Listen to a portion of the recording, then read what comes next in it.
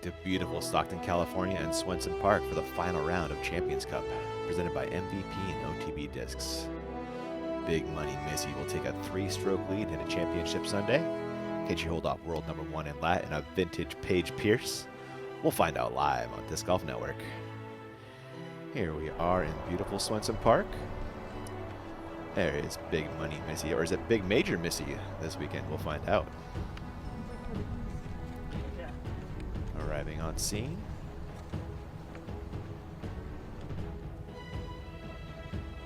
We're gonna take a peek at our current conditions. Temperature, kind of like yesterday. The wind is up a little bit. So stay around 12, gusts up to 20. Should make for some interesting disc golf. And welcome into the booth at Swenson Park. I'm your host, Ian Anderson. That is 4-time world champion Valerie Jenkins over there. Big Money Missy was a story yesterday. Yeah, she continues to just improve on this course. She's getting more comfortable, and she's put herself in a great position to be in the lead going into the final round. And it's a great thing to feel more comfortable on this course because the conditions are getting more difficult. That's right. Like you mentioned, the wind is picking up, and there's actually a wind advisory. So things could get really interesting out there. So it's better to have the lead, to have a little bit of cushion going into the final round when you know that it's going to be a difficult course for everybody today. Yeah, that's a great point. It's going to be tough to make up strokes in this wind, depending on how it shakes out. Let's take a look at Missy's round 3. I love that graphic. This on hole 3. It's a tough approach, Val. Yeah, she dials this one up so nicely. Had to make a big putt 2 days ago, but I mean, it's really no problem if she's forced to make a putt. Everything was looking so consistent yesterday, and there were big moments. That putt right there put her in the lead for the first time that we had seen through the whole tournament. Sticking the island on 13. Here she is at 14, slicing it up the fairway. And I wouldn't necessarily put Missy as the top of the ranks on any one of the skill sets. She's just so good at everything. And Missy really put it on display yesterday, and even under pressure, knowing that she was tied with Paige at one point, tied with Kristen, there was a 4-way tie. There was a lot of movement in yesterday's round, and Missy said she stuck to her game plan. She didn't look at what was going on. She just did her best, and her best is pretty good. Especially playing under pressure. Maybe that's one of her superpowers, huh? Yeah, she is so clutch. But we're looking at the stats for her this season. Hasn't been necessarily great. She hasn't taken down a win just yet. And compared to what she did last year, maybe she's just getting warmed up. And I think a major win this weekend would really jumpstart the season. Right there with you, Val. She is trending in the right direction, as you can see there. Yeah. There is Missy Gannon and husband Tom 7.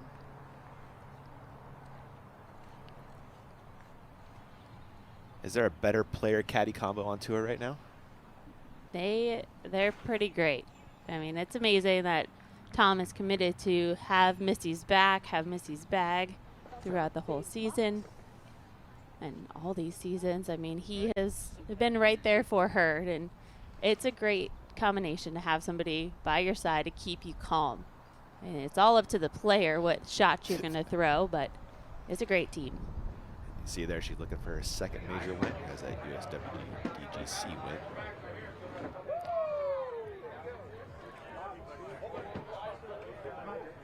We're walking around Bender Village, and our man Nate Perkins with your tournament director, Sean Jack. All yours, Perk. Sean, it's a pleasure to be sitting here with you. And can you just touch a little bit on what it takes to run an event of this caliber? There's like 5 or 6 groups or entities all coalescing, working together, like a very highly functioning beehive. Like the 1000 Radio Productions team, the PDGA, our sponsors, Swenson Park, the Disc Golf Network. There's like, honestly, I'm not kidding, 50 people who are empowered here to solve problems constantly and just make sure our guests are taken care of, the players are happy. So it really is a team effort. I know that's cliche, but that's the reason why we're able to pull something like this off. Well, it's been a pretty successful and very unpredictable event as far as the golf goes. As the tournament director, do you ever get a chance to just take it all in and enjoy it? Yeah, yesterday morning when I woke up, most of the work as a TD is done in advance, administration, as far as the administration. And yesterday I woke up and I was like, I'm actually just going to enjoy myself today. I'm going to take care of our guests. My family showed up, but I like to walk holes 8 through 12, like starting with Party Island, and then there's that loop that comes back to Party Island, and it's really compelling golf, and I've done that for both FPO 1 and MPO 1 the last 2 days actually. I feel like they've dialed the wind perfectly to make this course like just extra interesting and also really challenging. Do you have any picks today for both FPO and MPO? I am scared to make picks, so I just hope it's compelling. And 16, 17, 18, I think have a lot of scoring separation, and I just hope I hope the putt on 18 really matters. John Jack, thanks for taking the time. No, thank you so much for being here. All right, let's enjoy the show, man. Back to you guys. Perk and Sean Jack, thank you for the time there. And Holland Hanley arriving on one's tee. You'll see her on the other side of this break.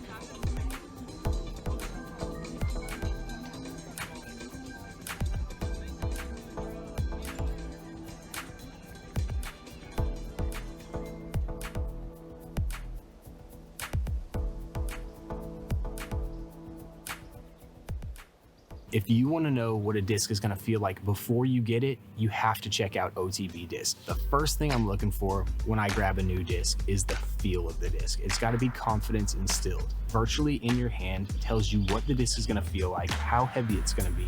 It's everything you want to know before it shows up to your house. It's really, really helpful in not only finding a disc that looks beautiful, but is also exactly what you're looking for it to feel like.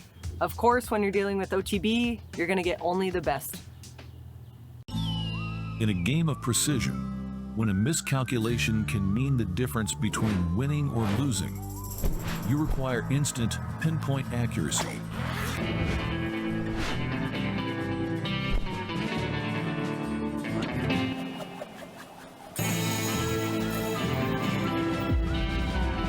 When you need confidence in your shot, turn to MVP's Parsec Laser Rangefinder. Through 54 holes. It is going to be an exciting championship Sunday. Evelina with what might have been the single best drive in the division. Evelina has been so good at throwing those direct lines. 2024 PDGA Champions Cup presented by Bushnell winner, Evelina Salonen.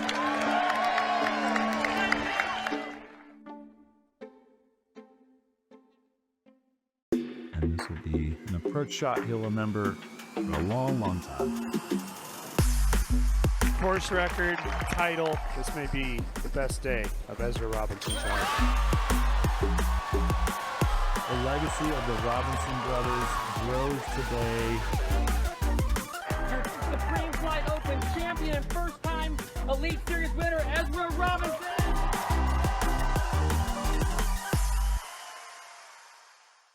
Hi everybody, we are so excited that the world's biggest disc golf weekend is back. It's a global celebration of disc golf this year, May 9th to 11th.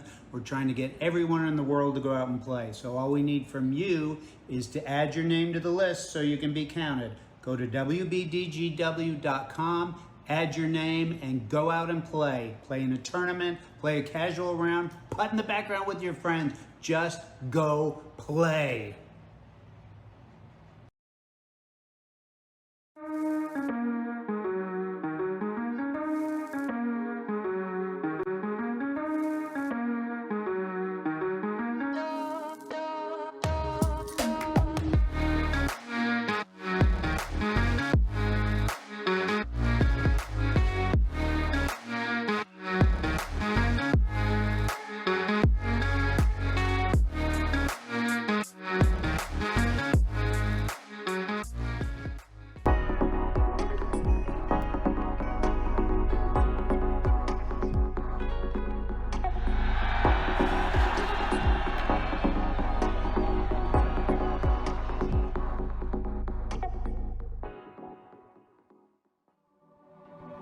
PDGA's Champions Cup is presented by MVP, the leading edge in disc sports, and OTB Discs, only the best.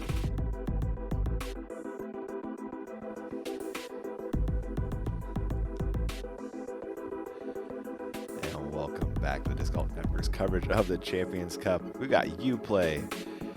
Disc Golf Strokes auction is live now. It ends today, I believe, at the end of FPO. So make sure you get your bid in early. They are already flying up the board. You can get a Luca Das original. His first painting before he's a famous, painter later in life. Who knows? Yeah, there's some beautiful paintings, and we all got to take part in this really great fundraiser for UPlay Disc Golf. We got teamed up with local artists here in the Bay Area, and there's some amazing art, and so teamed up with local touring pros. So put your bids in, support UPlay and their educational efforts to continue to grow disc golf. It's a fantastic cause to support. Looks like we are flying from one's basket back to the tee for our chase card. Let's get going. Championship Sunday.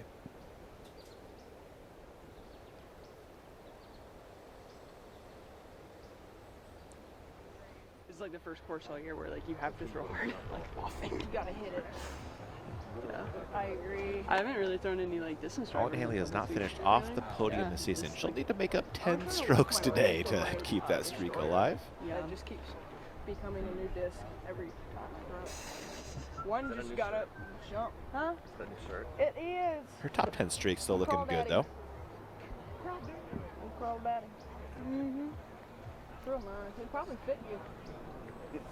Wow. I don't know about that. Your chase card has Katrina Allen, Cat Merch, Holland Hanley, Evelina Salonen on it today. Put it on, or? You would look cute. That's a different thing. You would look cute. You have your little belly button out. Maybe we get you some roller skates and some shorts. You're just skating around the first tee. Now introducing our FPO chase card. First on the tee box, from Sioux Falls, South Dakota, Katrina Allen.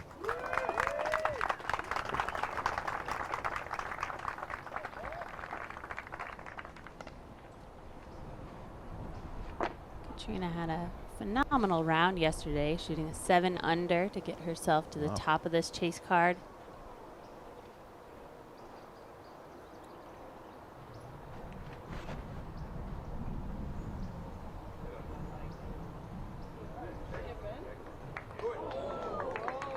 Flashing right in front of the basket.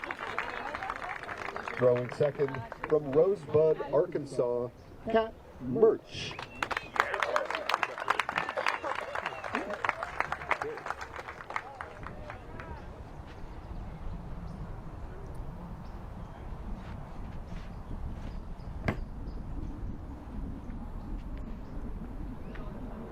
Dang on, man. Up next, from Grapevine, Texas, Holland Handley.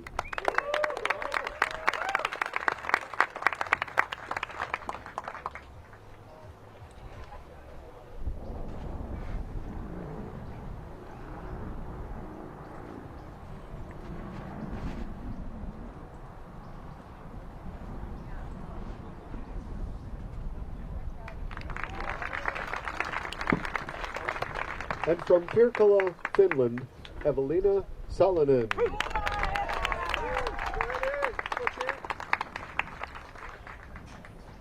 This whole card sitting at 10 under par. So they all have the same battle ahead of them. See who can climb their way and see if they have a chance to get up into that 4th place spot. I think that is reachable. Katrina, are you still down But there? it is quite the gap between our lead card and our chase card. So we might just see a battle on our chase card itself. It's definitely a bit of a breakaway for that lead card. And we're flying above your chase card in our Flight Factory drone.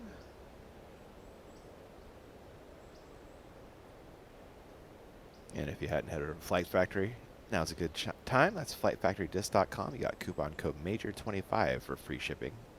That ends today, so take advantage now.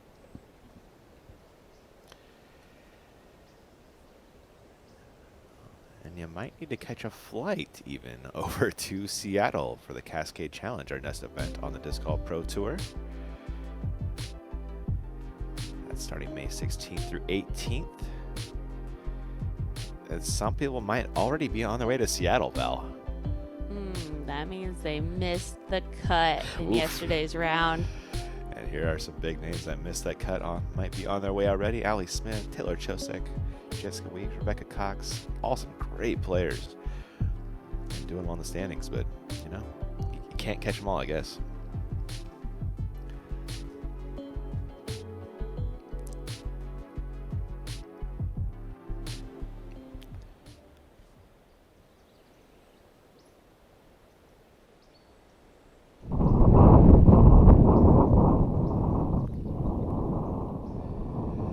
Evelina lays up for par. Smart play after the big skip out.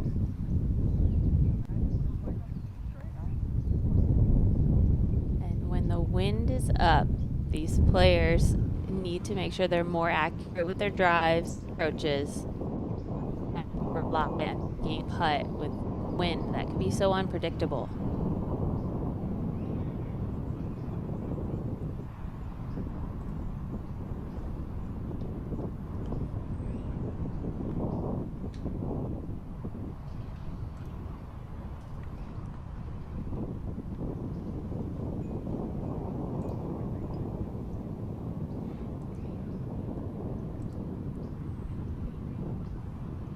Hanley for birdie.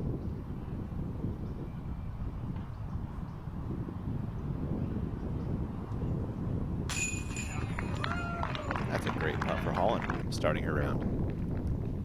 And then if you do have to make putts, you can be strategic in where you're landing your disc around the basket. I'm not sure too many people think about that, but you know, you have to figure out whether you're a good headwind putter or a tailwind putter or a crosswind putter.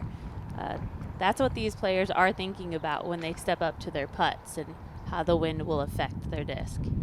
They are on their way over to 2. There is your world number 1. You'll see her in just about 12 minutes.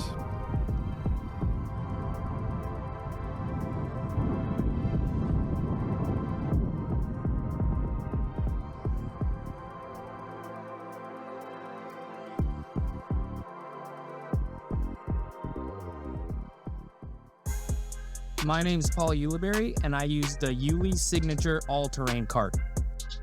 I use the all-terrain because when I'm on tour, I typically use a lot more discs than a lot of people, and this is the slimmest cart you're going to get with the most disc capacity. It's easy to navigate around the course, and the height of the seat, perfect for a rest spot. Also easy to transport in your vehicle from spot to spot. If you're like me and you carry a lot of discs, this is the cart for you. It's Simon's throw, 2 behind our leader. Driving project. That's a sick roll. Birdie. 1 down, 1 to go. And it just started raining.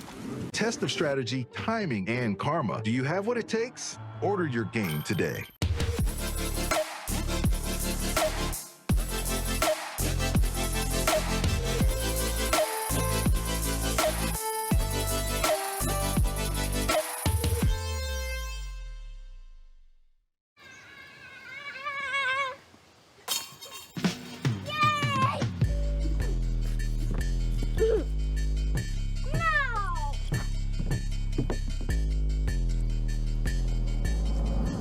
So no way! Are you talking about superhero stuff? There's a flying Kev man.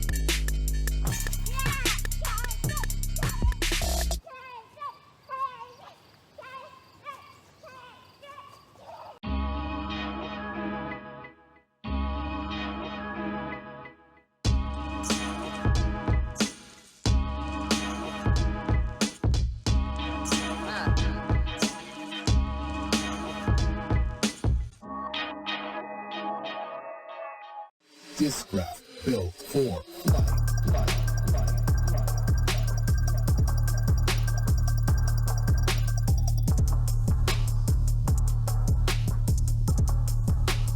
Built for flight. Some of my favorite discs in my bag are the A-Series discs. They're the ones I lean on to get close to the basket, and each of them have a consistent grip. So as you cycle through the series, you won't have to change the way that you hold the disc. These are torque-resistant discs that are more stable than the PA series, provide a consistent fade at the end of the flight. The best way to find your flight is to get out and use these discs yourself.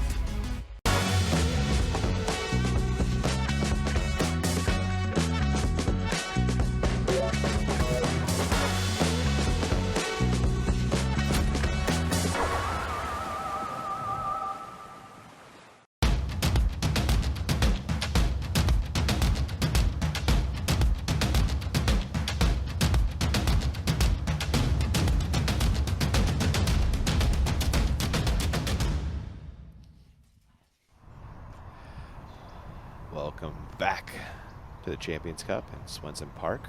Holland Hanley, she's on the tee of 2. Hole 18 from last year, dogleg right. Very demanding tee shot.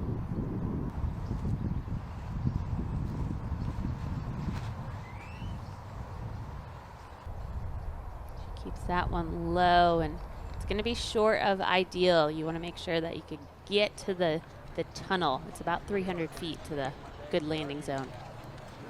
Missy Gannon on scene, walking over to one's tee. Sunday at the Champions Cup. Here are our big storylines. Big major Missy looking to take on her second major. Paige is back.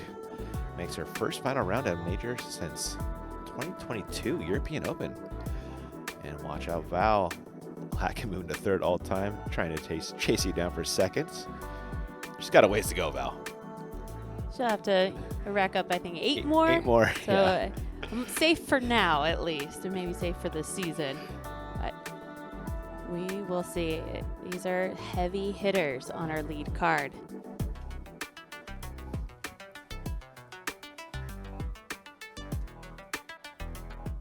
Go, Kristen. Oh.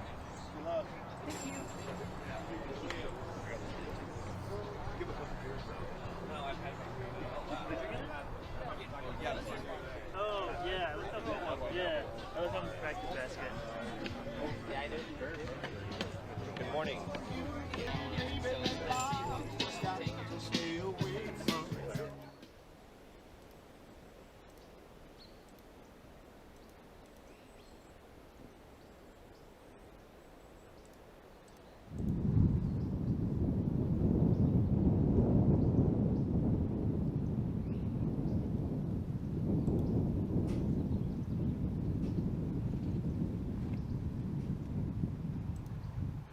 Alan.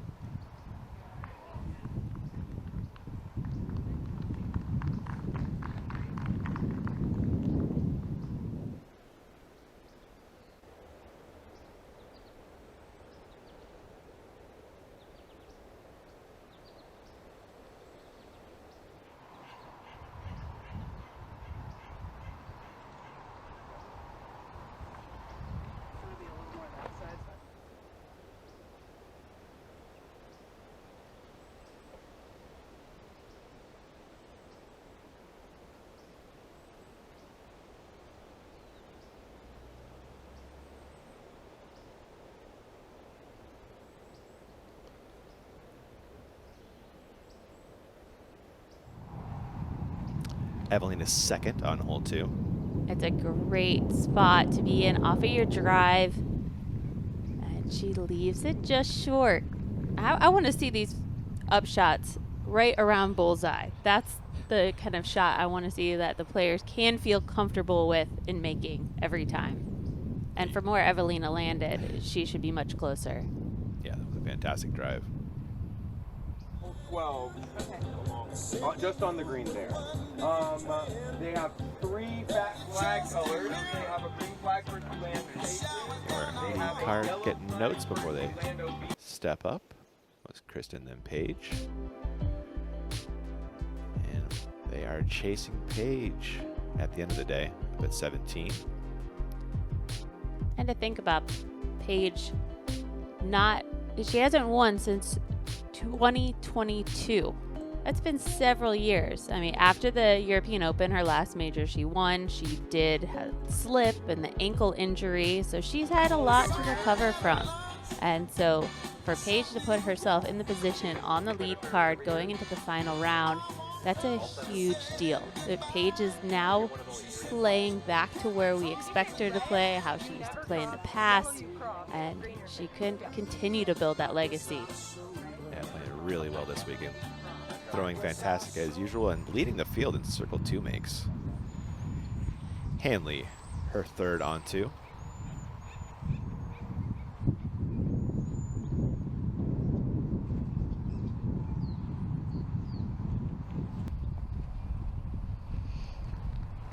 That should work for a par for Holland. And it's Sunday at the Champions Cup. Here's what they're playing for.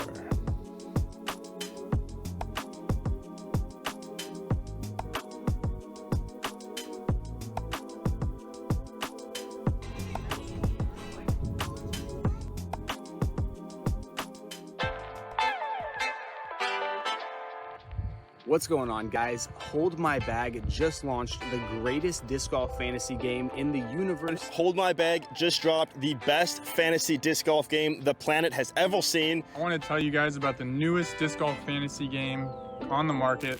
One of my favorite parts is the Hold My Bag. This is something that we started doing, and it's actually a lot of fun. Hallo, we're Kenna. We're a Dutch growing company. We love plants and we want to tell you some cool things about them. Just like humans, plants can communicate. They can sense when another plant is close. Plants look out for each other too. They warn neighbors about nearby threats by secreting substances. And studies have shown that plants love a good tune. We love and understand plants. Let our passion excite you too. Experience is the greatest teacher, and I'm so blessed after 40 years and 150 so courses, every project I'm still learning. I think when you get down to it, a lot of it is about vision. There's the vision for individual holes, there's the vision for the property and what it can become as a course and what it can become as a venue. And then there's the vision for what disc golf can become.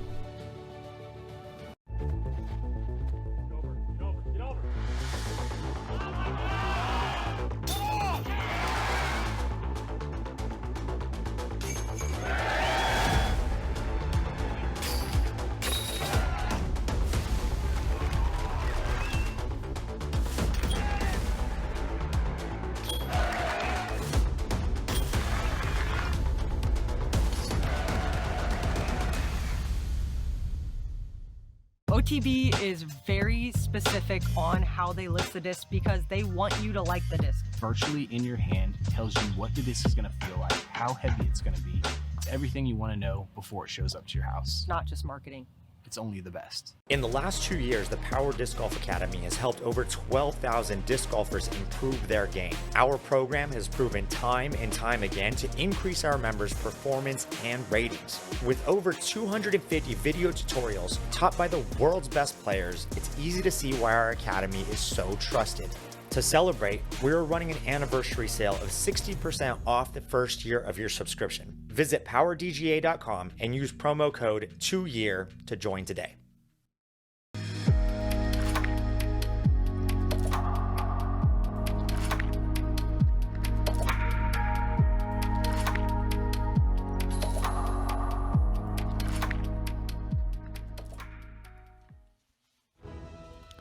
And welcome back to the Champions Cup. Beautiful trophy there.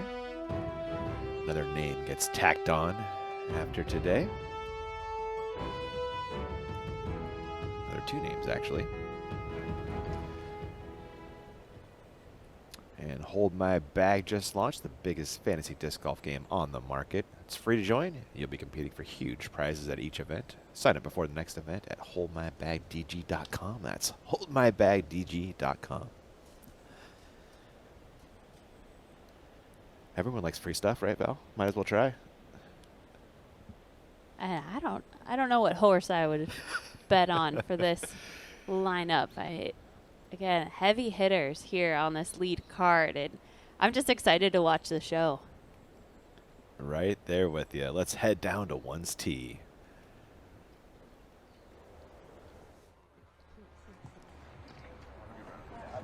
Hell yeah, TD. Now introducing the lead card for the Champions Cup FPO group. First on the tee box, from Beacon, New York, Missy Gannon.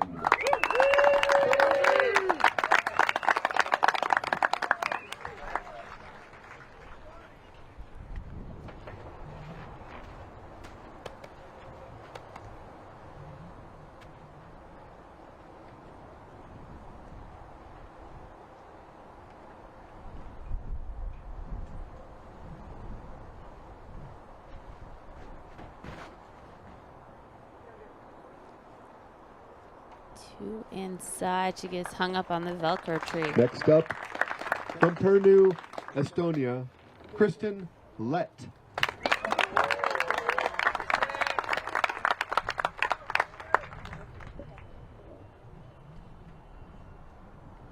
To really feel like you can give yourself a birdie putt, you have to get past that tree that Missy hit. Really just dead center. The two trees on the right of our screen is a great place to aim. This looks good.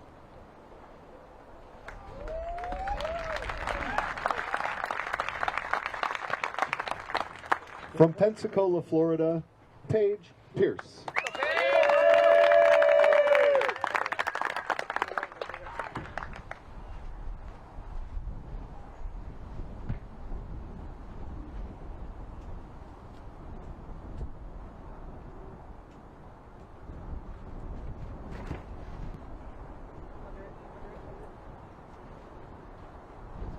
That was very similar to Missy's. I think they're like a foot And apart on from the ground right there. Oiti, Finland, Silva Saarinen.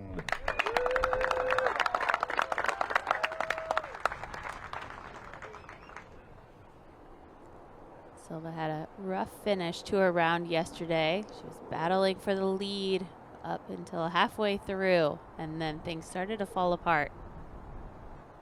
7 strokes back at the moment.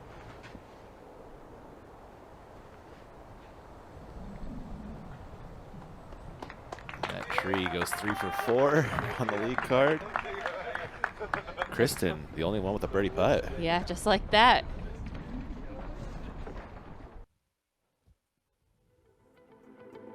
Speaking of birdie putts, Sten hasn't missed one yet. Did you throw in on hole 4? There's no putt marker yet. Oh, we just got an update. 10-foot putt there. Shooting perfect golf. See how long she can keep that going. Yeah. She's in a tie for 5th right now with Salonen and Hanley. Taking a peek at her end of a hot round. Sten at the top.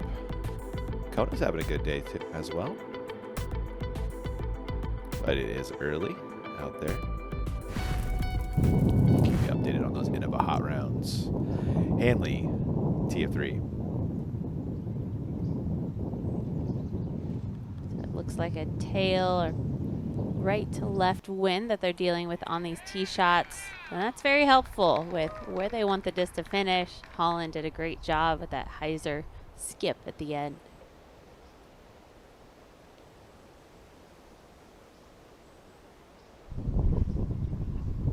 Silva's second after hitting the Velcro tree.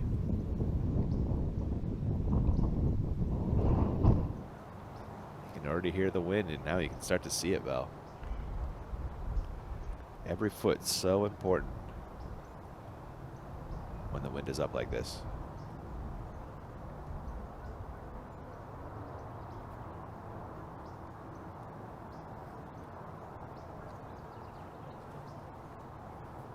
Is that a circle's edge mark or a bullseye mark? They should be around, they're just inside circle 2 here. Okay. Paige's approach looked good. Gannon is right there as well.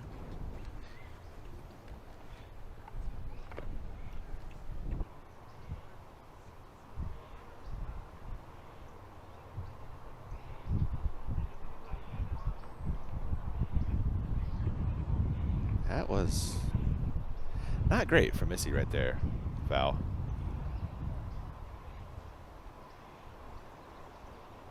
Perk, we saw some perhaps questionable approaches there from Gannon and Sarnin. How close did they get? Yeah, they were both really tentative and just kind of bad wind reads right there. They both have C2 looks. Wow. Silva checking the wind. It's gusting pretty hard right now. 15 to 20. Head right to left for her.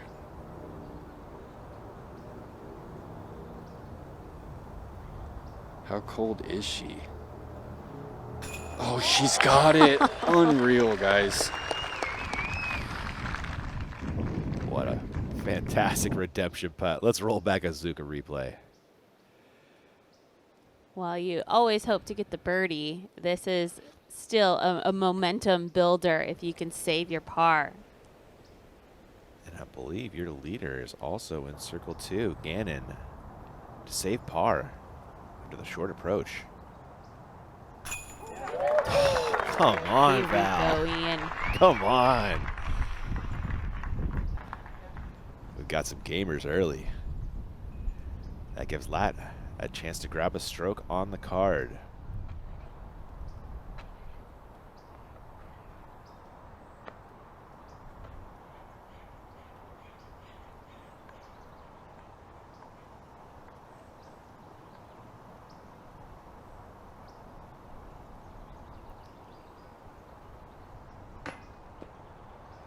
Another cage found by Kristen.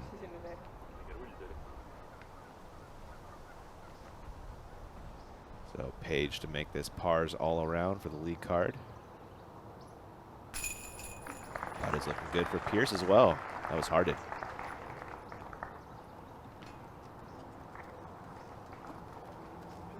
We'll see how that could fire up Kristen. She has been dealing with that all week long. Putts hitting all over the basket, but not a ton that are just consistently going in. And she's really put herself in C2 more times than she should, and really forcing herself to make some big putts and just not connecting. Evelina trying to force it over on 3, and Val, this is fantastic. Wow. I can watch Evelina throw all day long. Yeah, and look how far back she is. She didn't get as much No. distance on the drive as she would like, so she had to make up for it here on the second shot. That's what you want to do underneath those branches. Hit that hard pack and allow your disc to make up the distance on the skip. Hanley, her second on the same. Holland crushed that drive. This is the distance you'd like to be. Skips over the basket. We'll see how obstructed that putt will be. Yeah. We're peeking in at our lead cart from our Flight Factory drone. They're on their way over to 2's tee. While they do, got a Zenny flyover for you. Flies through, Val. Hole 2 used to be the old hole 18. This was the finishing hole on the course, but now it's put in the beginning of the course and provides so much challenge. The players have to throw the accurate drive. If you land here, you're good, or even past that last tree on the left, but you want to avoid OB and that tree line. The second shots are really exposed to the wind, so you have to choose what side of these mesh protected trees you want to go on. I like the big hyzer flight. I feel like they have more space than what we saw from the A layout. The OB is behind the pin though, so I want to see them skipping up short and keeping themselves safe. Gannon, after that big par save on 1, still up 3 over Lat.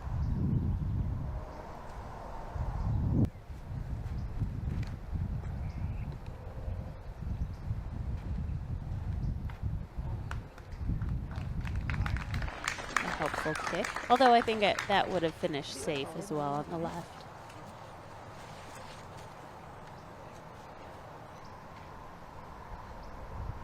Lat?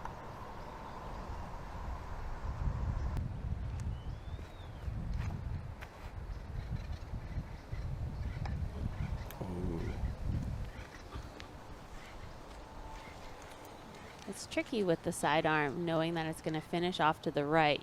She would have to really put a move on it, at least 300 feet, to make sure that she's getting past that tree line on the right side. Pierce going with something pretty slow. That's a fairway at most. Looked like a mid, honestly. And a misfire. Oh. Thank you, trees. Back to the center of the fairway. That's a lovely kick for Pierce. Silva.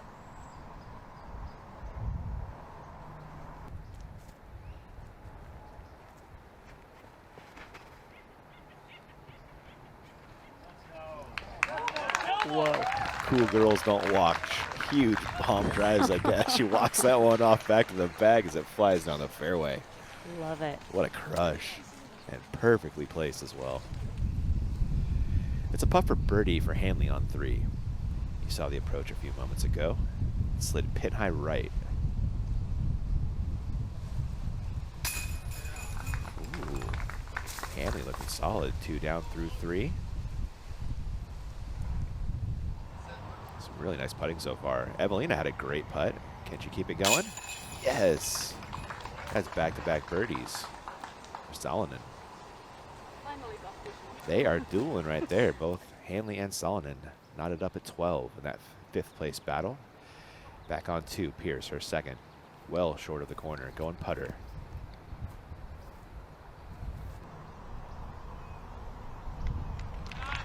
That was really nice. She got to the corner and then bit around the corner. She was having trouble with the second shot all weekend, so hopefully she can make some adjustments. Just a par in store for Paige. That was Kristen's pitch around the corner with her second after the tree hit. Nothing doing there. Both of them playing this one for par at this point. On 4, Hanley.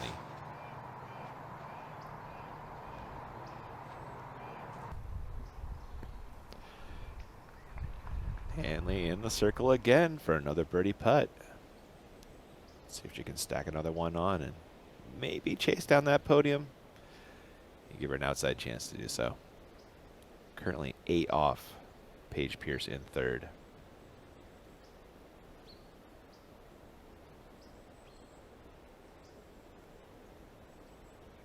She should be at the Gannon lie, and here she is. Her second on hole 2. A little bit left of the basket. Yeah, things in the tree. Yeah.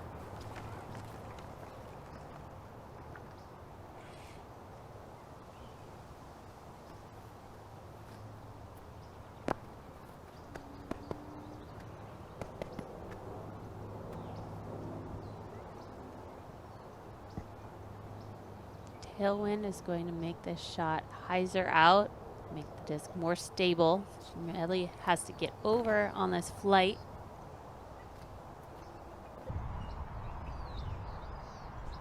Nice turn, good distance. She's just outside the circle. She'll have that birdie putt to grow the lead to 4.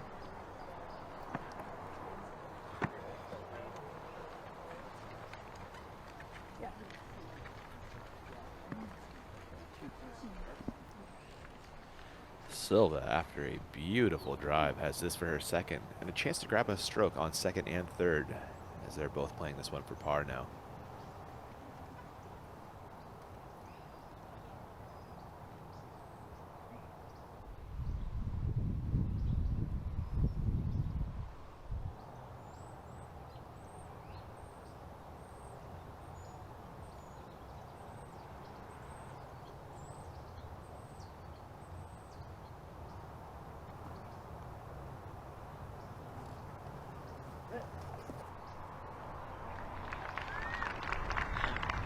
Sarnan a little short left. Right on circled edge for the birdie putt.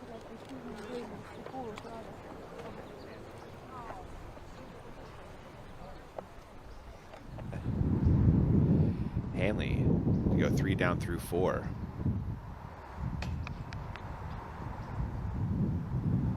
Close but no cigar for Holland. Back to 2. Kristen and Silverlat.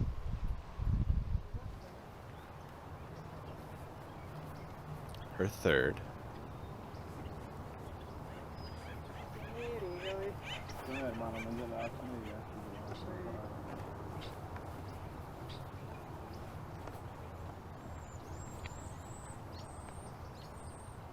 He is just squared up right behind this tree. His left-hand route, she has to throw that sharp hyzer angle. And she loves that forehand approach, so this is the best decision. She's short. Got a lot of big putts coming up. Yeah, that looked closer to the fairway than Circle 1's edge. Pierce, about the same distance. Looks like a friendlier lie, though.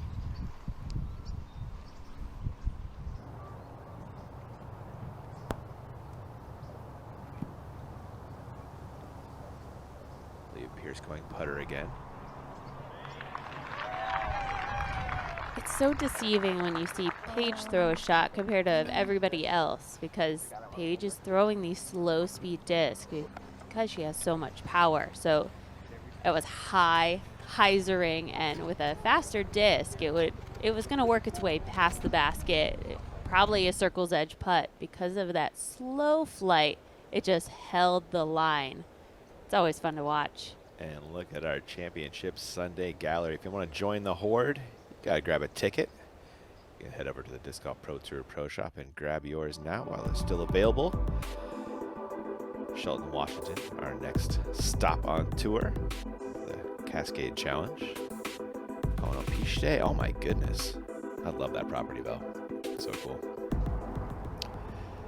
Long looking par for that.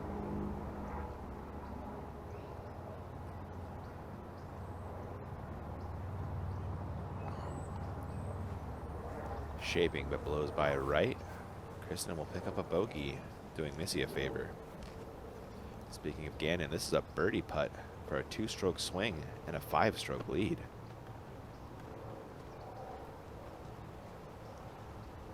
Got her at 48 feet on this look. It's a little closer though.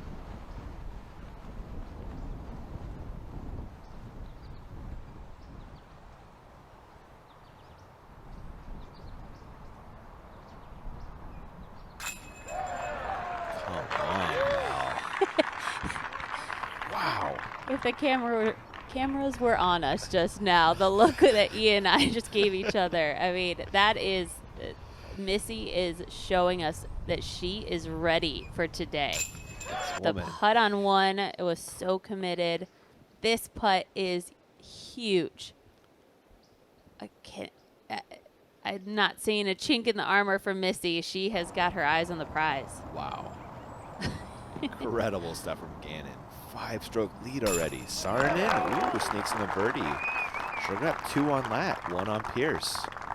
Silva starting to make a move. Maybe grab a podium spot.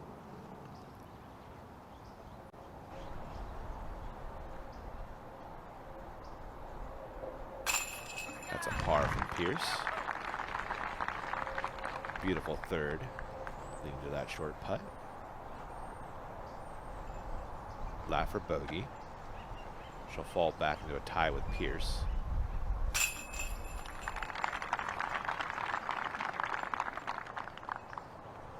Already some big swings through too, Val.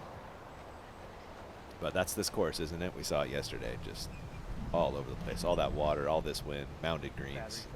Yeah, and even players, if they play the front slowly, you can really just catch fire in the back. So it's just a waiting game to see what's going to happen. We're on hole 5 with Sten.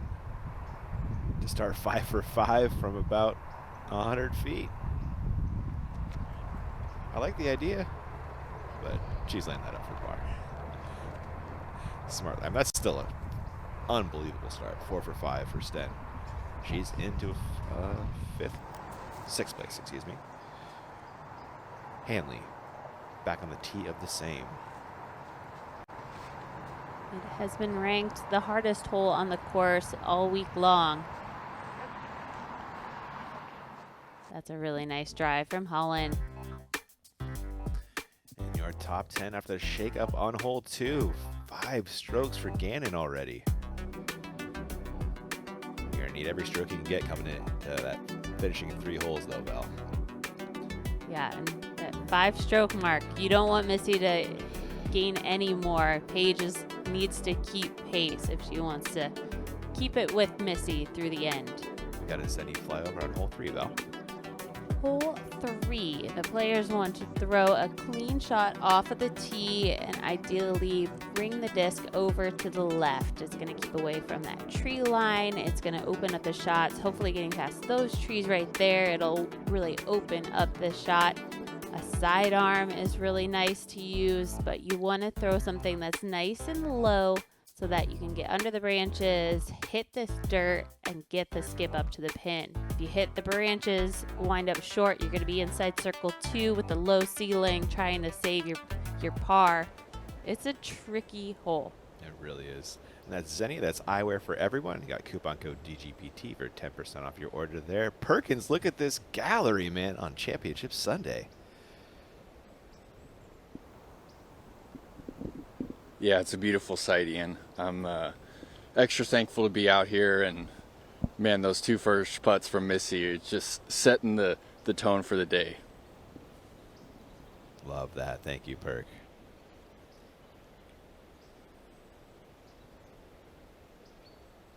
It's amazing to be here on site and to witness history in the making.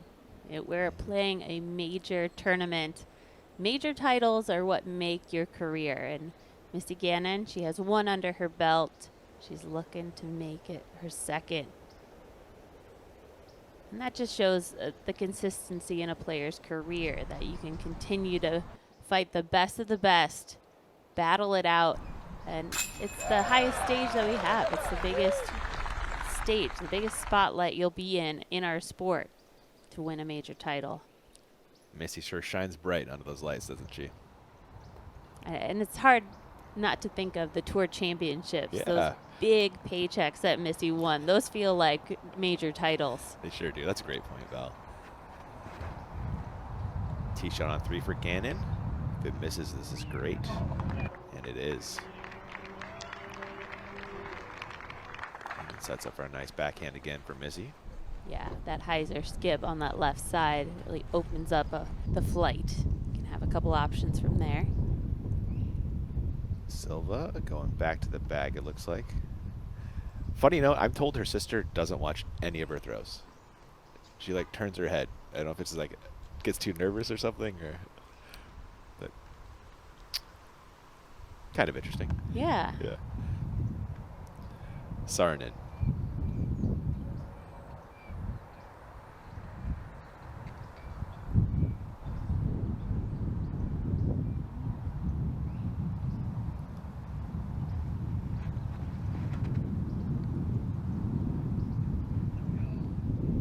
Dancing in the wind up and down, but dodges everything. That is way down the fairway, inbounds.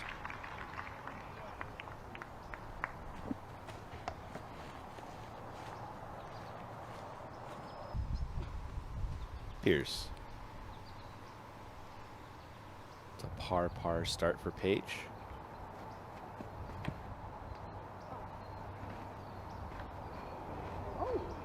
Oh my. That's crazy. A wild kick late for Pierce. How did that end up over there, Perk? For Paige. I couldn't quite tell if it missed the mandatory. It was a strong kick to the right. It's well past the bush line. We'll find out soon. Thank you, Perk. Lat.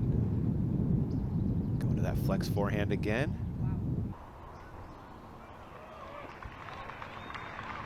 That was awesome, though. Really good. And for Kristen, she wants to land more on that right side so that she has space for her sidearm and the shape from the left to right movement. One more look at this Pierce drive. Paige did this yesterday. They're throwing something that flipped up, but then the wind affected it. And knowing that she's headed toward that mandatory, and I do see it. I saw in the corner of the screen kicking really hard to the right. Maybe it didn't go far enough. It passed it?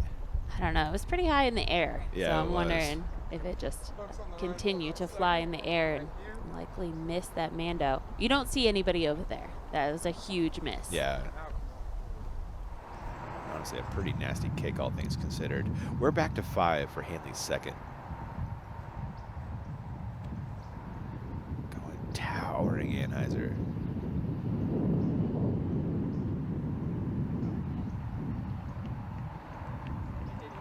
Didn't quite see it finish. I wonder if it got hung up. So it looks like she didn't go too far yet, Val. So still a chance to save par.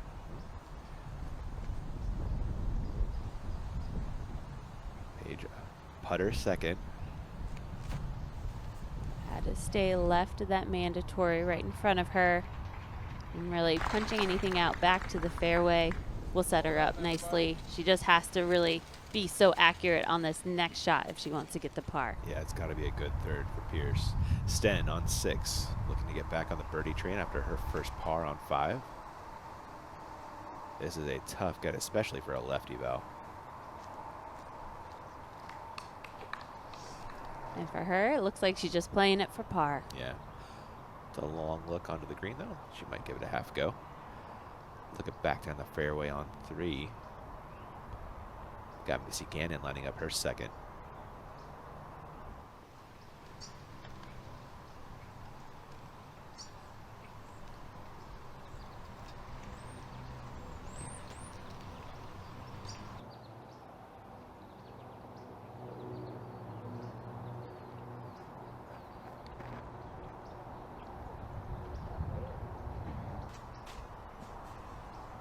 One burned over, but should kind of find that Holland Hanley putt we saw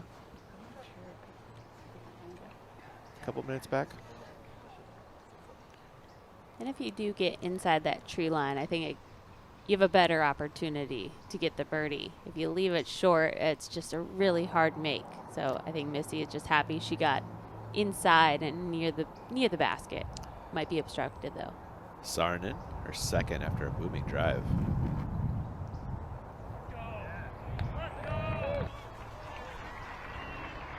Silva just outside the bullseye for birdie.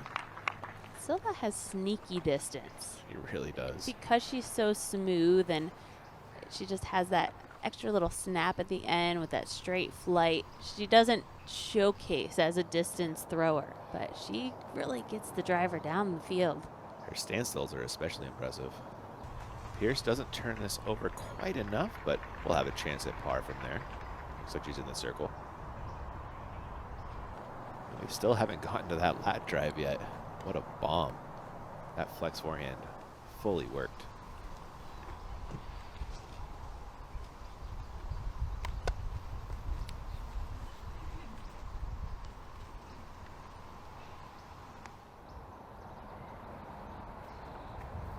Knowing that Missy has some work to do, the door is open for Kristen to put this one close and walk away with an easy birdie.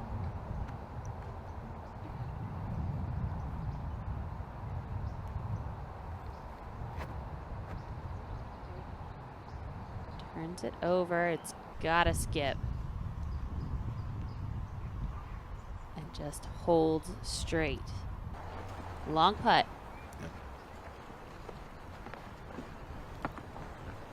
Let's do a little.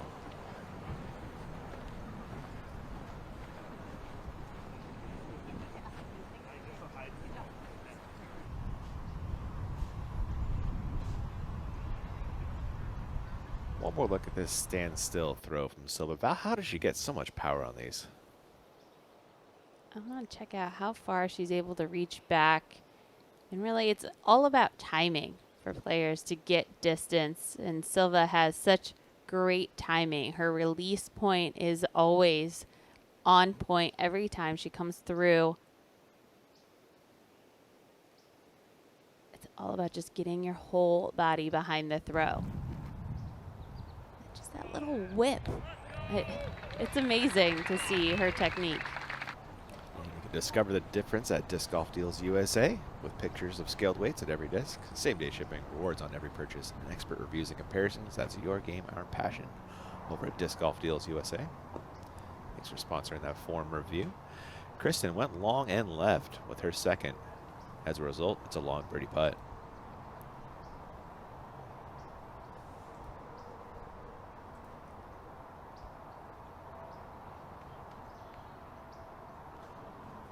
Honest effort, but sails it right.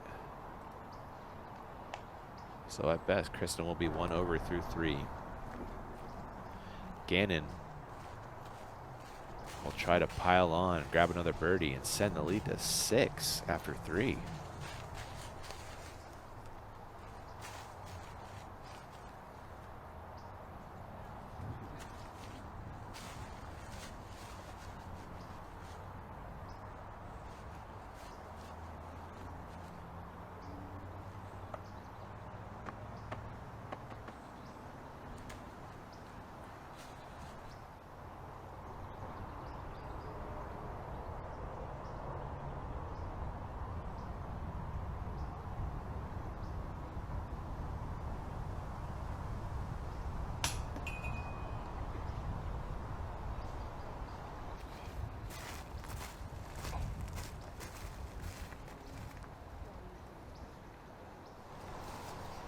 A little cool down for Missy. That was a lot to ask from Circle 2. Big straddle. Paige Pierce, can she save par after the wild kick off the tee?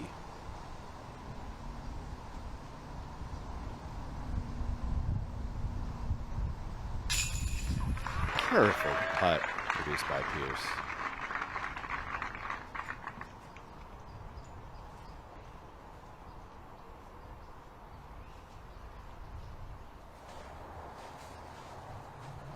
A little work left for Lat on the way back for par.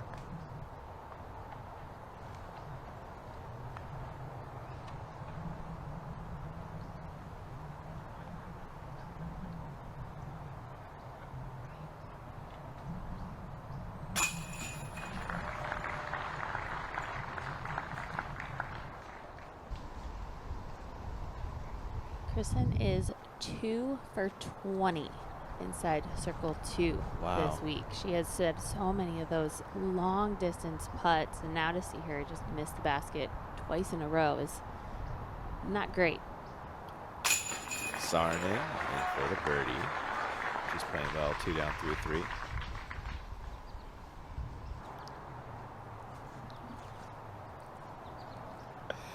Gannon gets the par in. On 5, Hanley for birdie.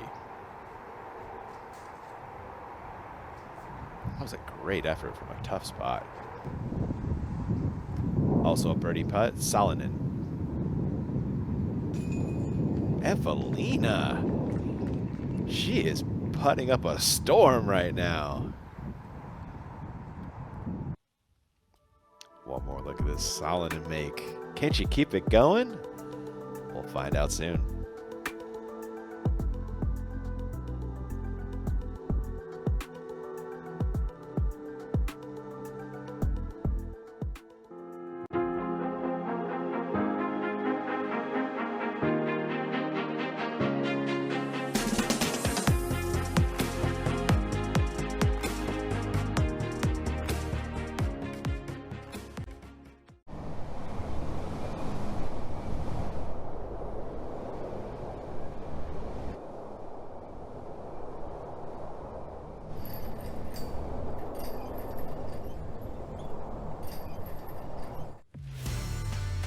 If you design, if you test, if you manufacture, there is only one technology partner you need. TriMech Group is the leading provider of design, engineering, and manufacturing solutions for thousands of companies across North America and Europe. Innovation starts here. TriMechGroup.com.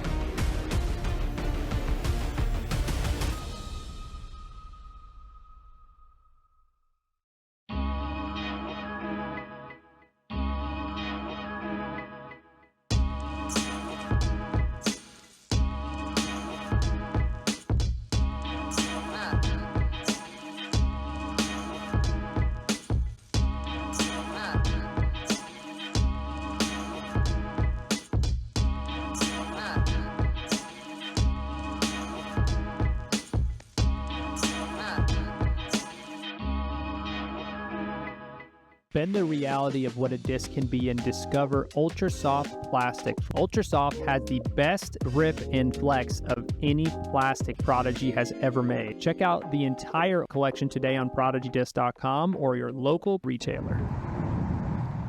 Hanley for par, green of 5.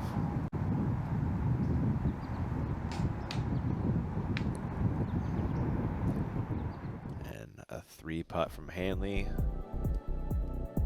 I'll pick up a bogey. Been a disappointing weekend for your top 3 in tour points, and this is a major, Val. There are a ton of points at stake. We could see a big shakeup. Yeah, knowing that Kristen's right there in 4th, Silva's in 6th, and Missy there in 7th. This could put them at the top with a win. Yeah, Missy's what, 300 back? That's how many you get for a win, right? Exactly. Yeah, here they are at a PDGA Major. 300 points at stake. This is huge for Pro Tour standings. Sarnen, birdies on 2 and 3. Tee of 4 now.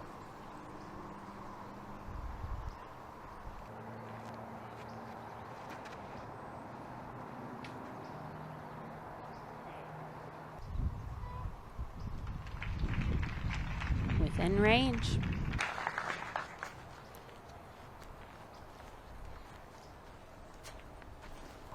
Gannon next to tee. Out in front by 5 through 3.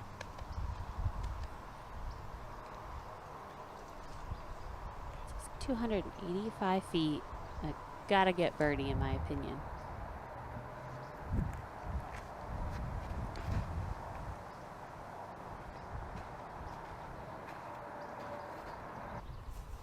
Gannon trying to bend this one left. It stays a little straighter than she'd hoped for, but that's in the circle. This is short distance to the pin, but they perched it up on top of those logs to make it an elevated basket. So it'll be interesting to know what the wind is doing for each of these putts that are surrounding the basket. I'm told it's a bit of an homage over to hole 6 at Golden Gate Park. If you're familiar with that one, it's got a big wooden pyramid. Yep. There's Paige Pierce with a nice drive into the circle.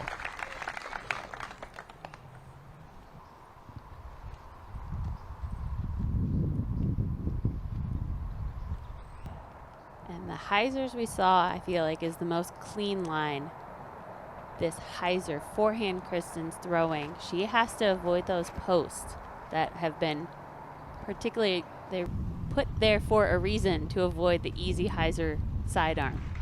And as a result, she's a little right, but she'll have a look at birdie. A long putt again for Kristen. Yeah. Can she get something going? She hasn't hit metal in the last 2 putts. It's a long hole here on 6 for Hanley. This is shaping though. Ooh. Parked. Colin Hanley, that's a nice bounce back after the unforced error bogey on 5. Sarnen for 2.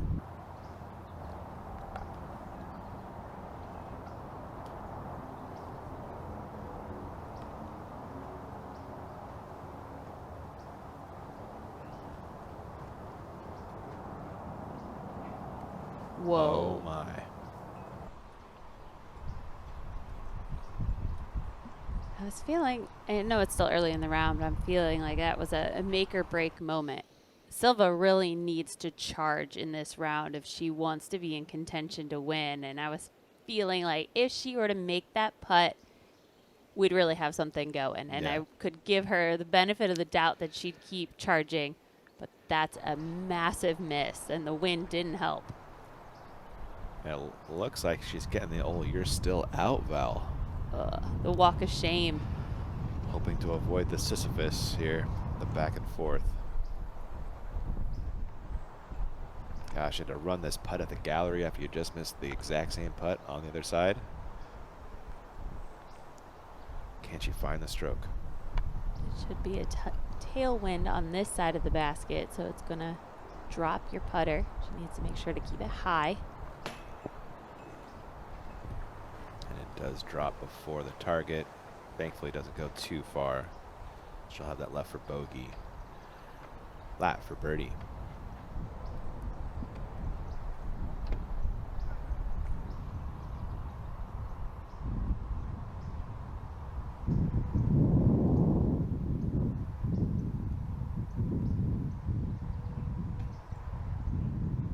pound metal, but that's it on that bid. Par coming likely for Kristen.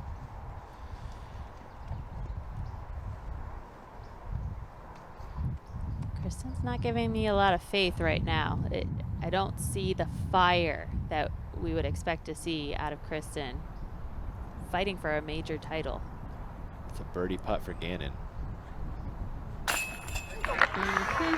That's the fire I'm talking about. Maybe she knows Gannon is undefeated with a lead at Elite Series or Majors, 6-0. Wow. Yeah, she plays well out front, which can't be said for everyone. Pierce to match that birdie and stay 5 off the lead, also to grab solo second. Perfect. The putter from Pierce has been fantastic this weekend. Back to vintage page. Leading the tournament, circle 2 percentage. Sarnen, clean up bogey.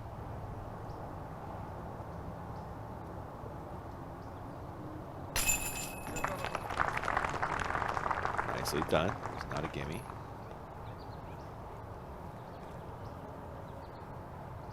Thankfully, Kristen didn't go too far off that birdie miss. Slings home the par. In Paige's interview yesterday, it was, Nate had asked her, you know, what's it going to take? How's it going to feel competing against Missy, a good friend? And Paige said, Missy don't miss putts. She did say that, didn't she? And that quote is sticking in my head right now. How consistent Missy can be in these very high pressure moments where she's just so narrowed in. Her focus is just so good with pressure. Solid to keep the birdie putts rolling. That wasn't bad at all, though. Right on line, just a little low. Sten on the green of 7.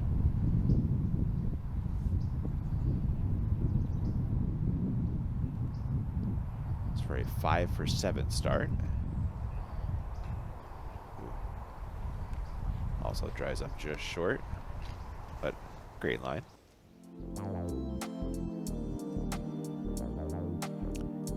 Holland Hanley did tap in for birdie on 6. You saw that drive. No spoilers there. Hole 5 coming up, Val. This one's so dynamic. This is the first of the par 5s that we see on the course, just under 900 feet.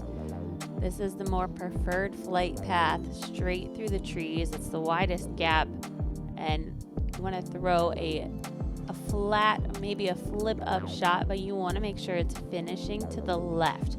There is a route on the right hand side that Leonard Muse said he carved out, so to make that right side a little more attackable, it's a more direct line to the pin, but otherwise you see players throwing their second shots up and over the trees, and you want to finish again to the left to keep your shot more open on the approach. And then a beautiful golf green here with the beautiful tree blocking with some low-hanging branches. So it's a tricky approach. You want to get past that tree to make sure you're inside the circle. And Gallery and lead carded headed over to 5. We have only seen 2 birdies on hole 5 today. We saw the one from Evelina with a huge putt, and guess who else joins her? Her best friend, Henna. That's fun. Big throwers, so they playing one of the hardest holes better than most. Perk, talk about all the different options you have here on 5 off the tee. Yeah, there's 3 clear options, and it's really about where the player thinks they can confidently throw a power shot, right? We've seen Kristen go up that left side on that Annie. We've seen Paige and Silva kind of split the gap, and we've seen the Heiser as well. And we've been going into a pretty strong headwind. Today there's a bit of a lull, so they're going to be able to open up on this first tee shot and try and bite off 400 off the tee. Thank you, Perk. Gannon up first after the birdie on 4.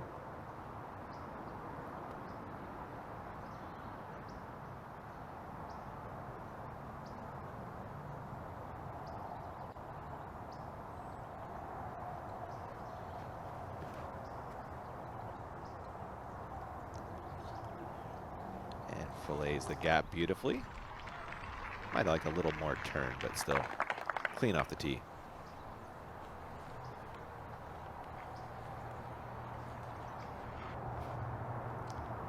Pierce also birdied 4. She's throwing this right gap on the hyzer line, so she's going back to it.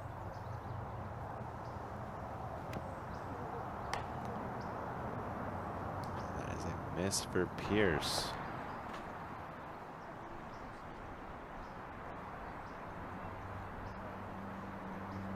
Pretty well takes birdie out of consideration on this long par 5. Lat. She's been throwing this left gap just beautifully, though.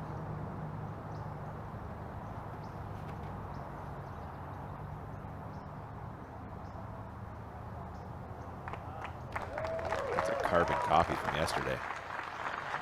You have to have so much trust in the disc.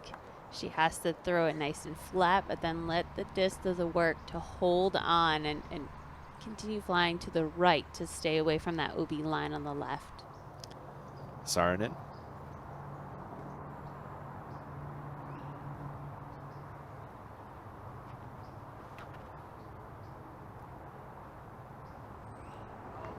Following Gannon out there. I feel like that's just a safer line. If your disc starts the hyzer out, you're going to be plenty safe from that OB line, and you're going to be in a good spot. You're left of the fairway, like I said, and more open on the second shot. Hanley's tee shot on 7 has gotten away from her. Did I just drop straight? I'll show you her second when she gets there. Paige's second back on 5.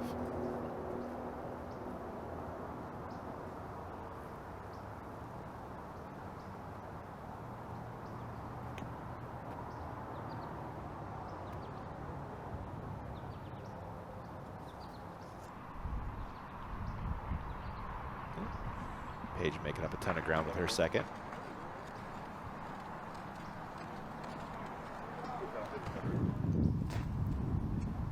Back to Hanley for her second on 7. Birdie still in play for Hanley. It's a pretty short par 5 for her.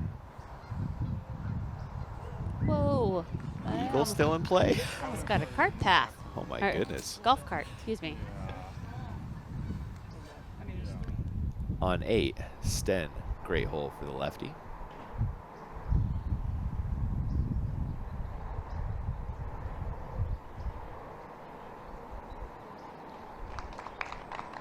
Nestled up close to the pin. Only took her one shot to get into the bullseye. Thanks to our friends at One Shot Energy. You can head over to oneshotenergy.com. Use coupon code DGPT for, I believe, 25% off your order. What a dime.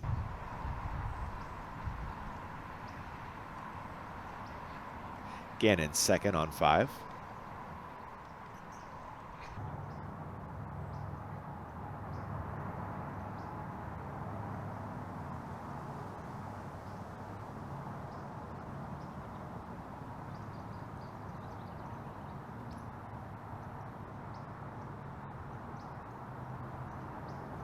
Bright green tree that we saw Missy just fly in front of, it's still in the distance, but that's where the pin is. Solid progress with her second, keeping her on pace for birdie.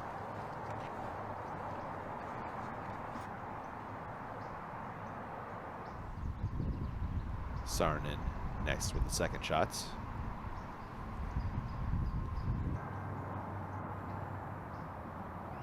Again, that bright green tree, that's where they're aiming for. She goes with a standstill. Turns it over this time, overpowers it. Still potential to save and go for the birdie. She's got enough distance to get to the basket from there.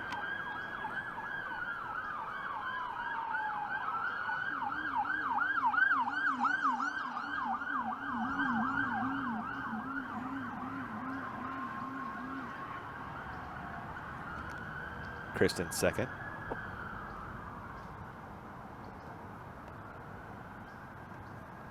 Kristen to go through that left gap. She's throwing a straight line, so she has the most distance of everyone in the group. See how that helps the rest of the hole. Oh, that got some great flip late.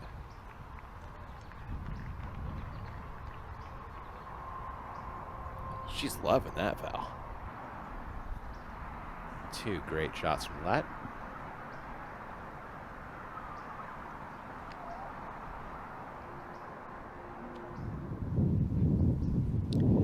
Hanley, her third.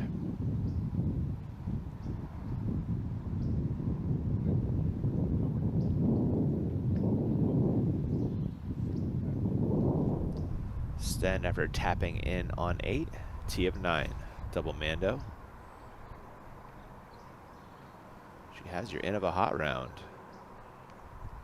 Looks like she caught a tree out left though. Should work for a putt though. I'll show you that once she gets there. Back to 5 for Pierce and her third. Ooh, what do you do here, Val?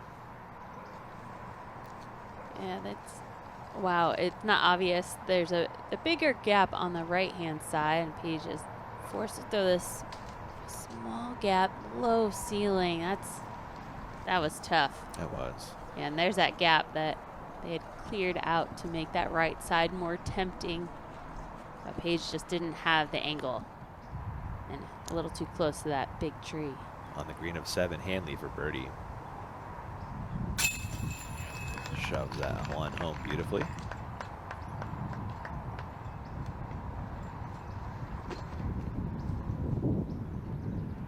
Salonen for birdie on the green of the same.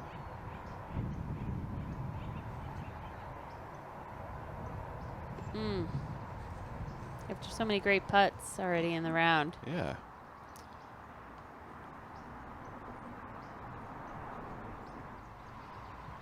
Aaron grabbing range for Paige's next shot. Sarnen and her third.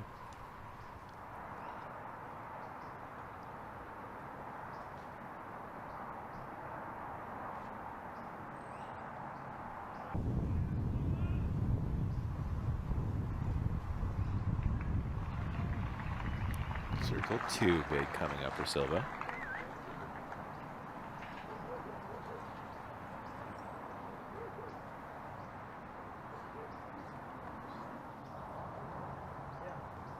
Gannon, after 2 good shots, has this for her third.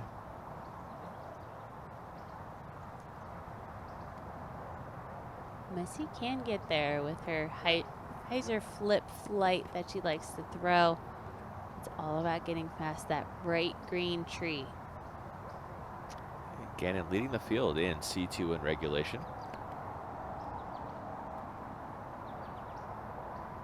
So she's been throwing well all weekend.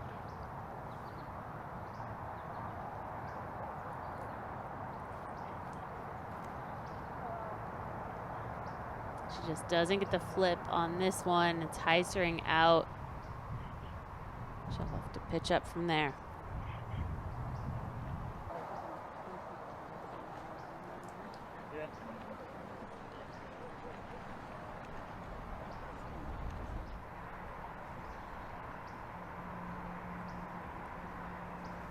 Pierce her fourth, trying to clean up par. After the early tree off the tee, that will putt. Paige had a much better angle to just throw a pure hyzer to the basket. And I think the hyzer is a great play because it can come in low on that right side and skip up the hill to get under those low branches.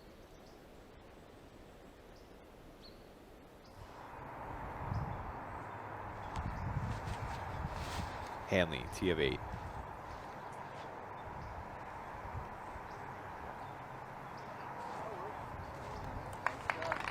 That skips up close.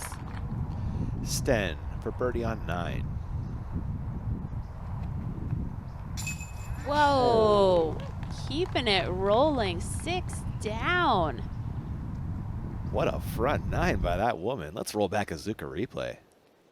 I loved her reaction after her tee shot. And she just kind of went, don't worry about it. Yeah. Because when she stepped up to this putt, she's clearly feeling confident she can make it. That's always a good feeling when you're playing a course going, yeah, whatever, I could deal with it. It's got to help, right? Lat her third.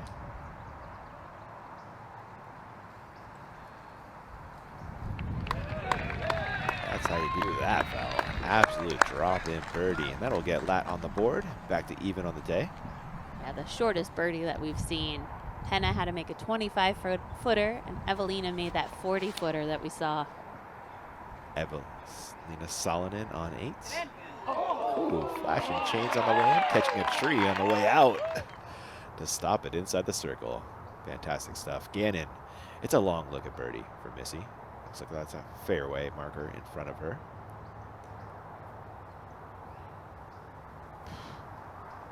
That had the line. Just settled down a little early. Missy gives it a Missy meh on the way back. That's all I had.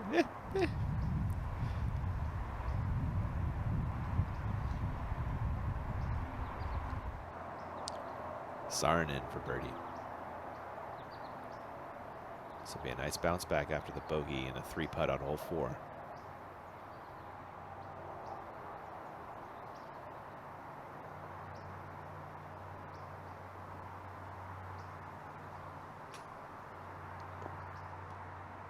The want is there, but that one sails high and rolls out close to circle's edge for Silva.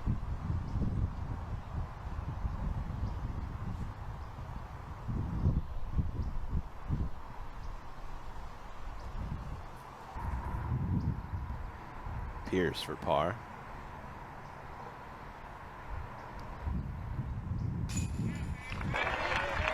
Nice. That will maintain a share of second for Pierce as Kristen is parked for birdie. Will also keep her 5 behind Gannon. Par putt for Saarinen.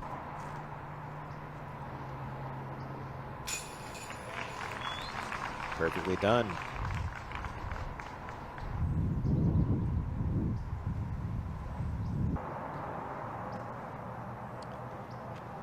Birdie putt for Kristen to get within 5 of the lead.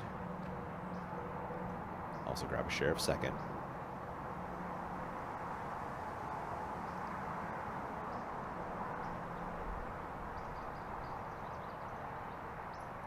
Taking an extra moment to reset. Makes it count. Silver approved. The birdie drops in and Kristen's on the board today. Par putt for your leader. Again, it drops in. She's 2 down through 5. 5-stroke lead. And again, Kristen, her ceiling is so high. We have such high expectations for her. As she's just 5 back, but it feels like she's playing just horrible, but she's still right there. Can that get the lat round cooking? We'll find out soon.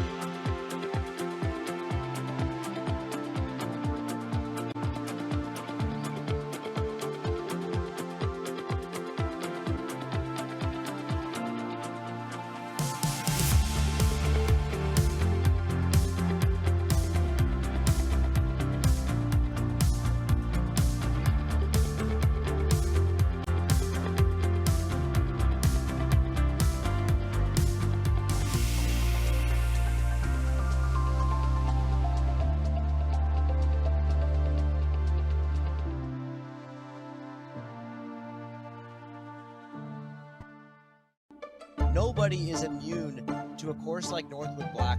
Just throwing laser beams. That's so good. Bresnell, the birdie, the fist pump. Critical shot. Gotta get up. Bresnell. That is a shot of a champion. Your 2024 Champions Cup winner, Andrew Bresnell.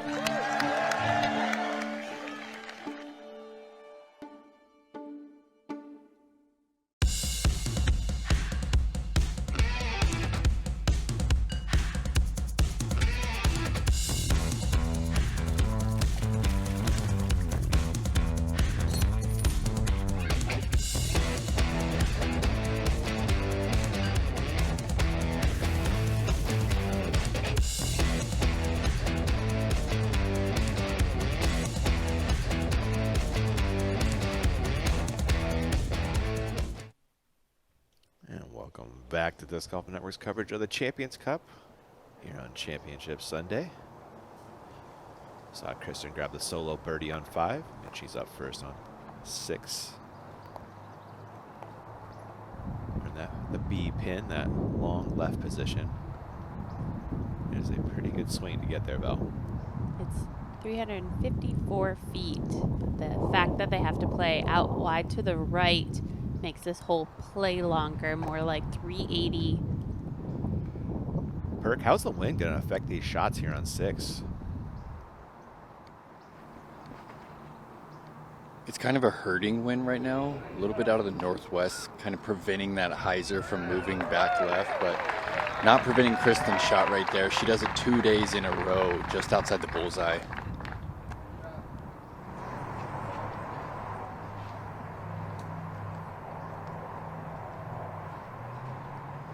Missy released this just a touch high yesterday. Needs it to be flat and direct today to reach it with this hurting wind.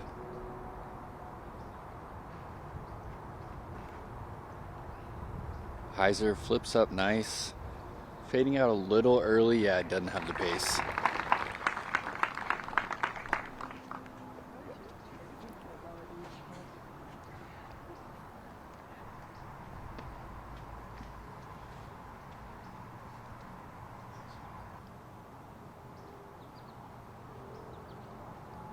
Pierce has had a couple wild tee shots today. Let's see if she can rein it in. All hyzer, plenty of power, soft skip. That's a beautiful shot right there. That'll net her a birdie. Also, bullseye.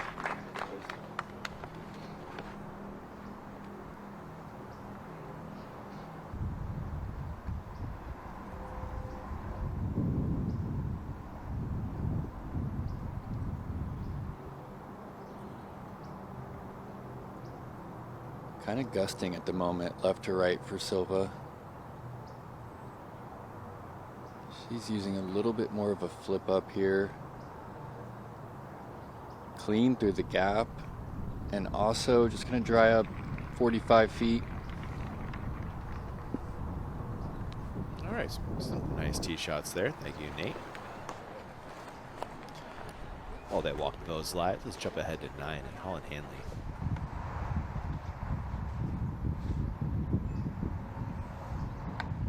Double Mando. Holland connects with the tree on the left. Hearing that she does make the Mando. Oh my gosh. Just barely. Almost unmade the Mando. What she can do now. Hanley her second, the cleanup par.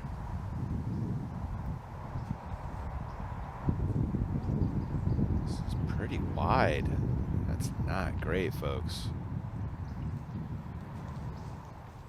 You got to put it closer, especially on a windy day like today, Val.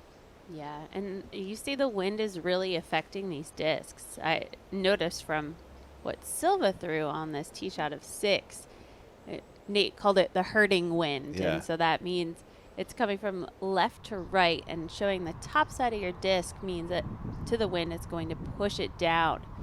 It would be helpful to have that right to left to get underneath the disc and bring it back to the pin. Gannon, as a result of that wind, quite a bit short and a long birdie bid.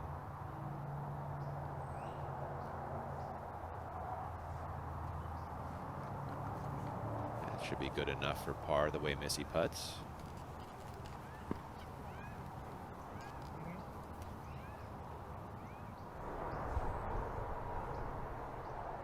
Sten in circle 2 for birdie.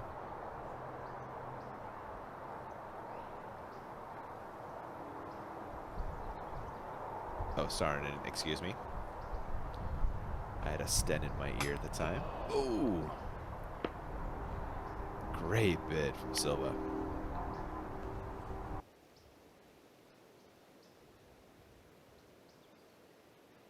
She's got the energy today to hit the basket now 3 times in a row from long range to hit that top band.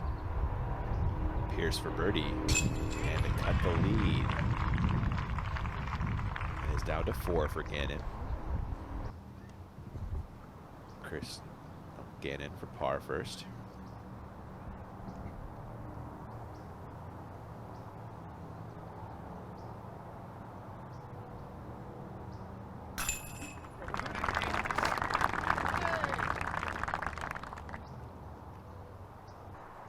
That's a hole I wouldn't expect Missy to put on her scorecard as a birdie every time. I think that hole plays more as a par for her distance and power.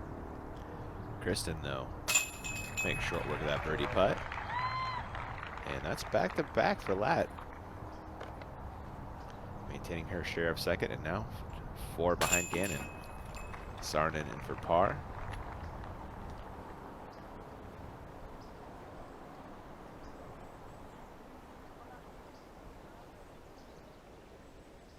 Let's jump ahead to 10. Sten, her third. Wasn't quite clean off the tee, had to lay up to here. Just playing this one for par now.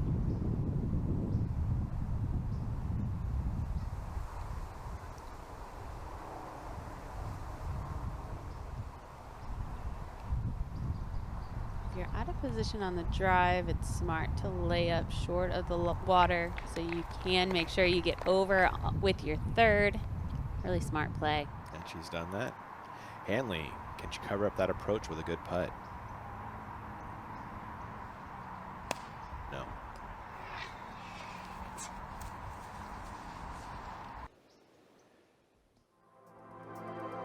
That means Hanley will drop below Sten, who is charging for the third card. In your top 5 currently, up 6 spots on the day thanks to that end of a hot round. Anakin's best finish at a major is 6th place, so she's climbing up. Nice.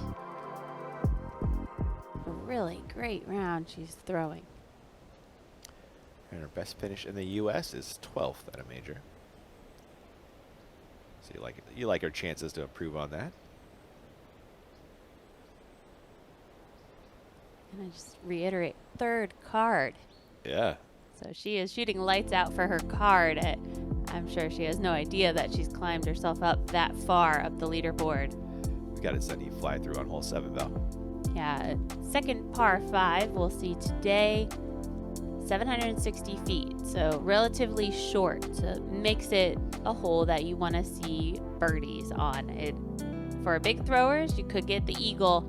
You want a big drive out here that's finishing to the left. It opens up this gap through the trees, and the second shot demands something that's high in the sky, and depending on what the wind is doing on these second shots, it could be tricky to get your shot to turn to the right, hyzer back, and give yourself a circle's edge putt. There is OB beyond the pin. It's playing pretty tough today, just 6 birdies, no eagles. Lat getting beat down by the wind. Or was that launch angle? A little bit of both, maybe? Yeah, a little too flat, and they'll be dealing with a headwind on this tee shot. Pierce.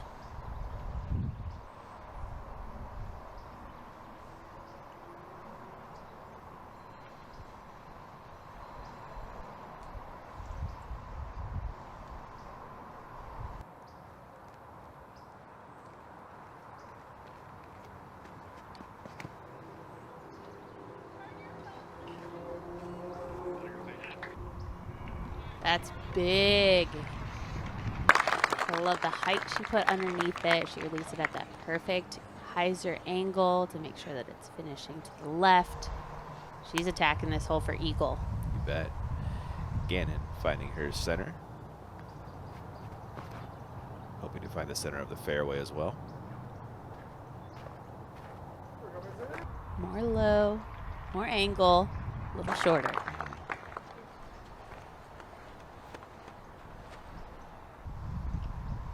Sarnen.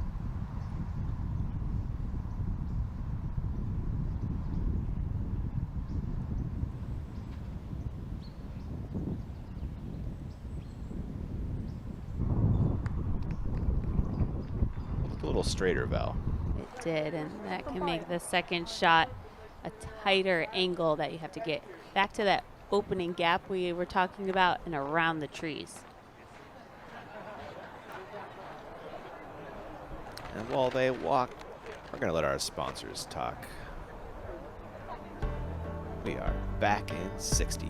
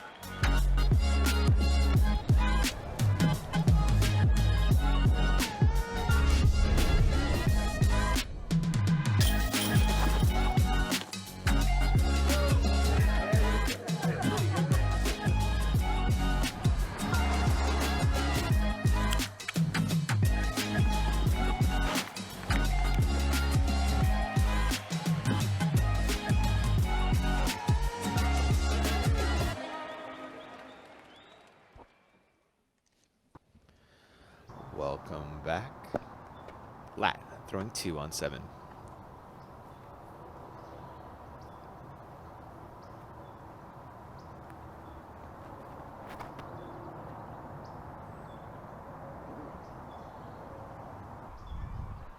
It's a good shot shape. She just needed more height to get closer to the basket, but I think just the drive leaves her short from that eagle range. Yeah.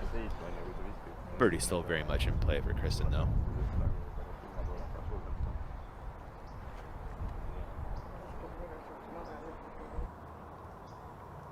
Saarinen, her second.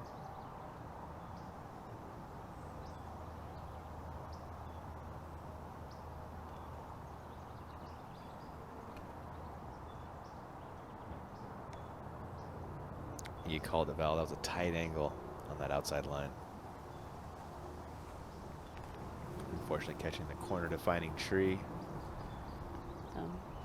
Maybe she could have gone up the gut. Yeah, she will have to now. That's a good point. I thought she might.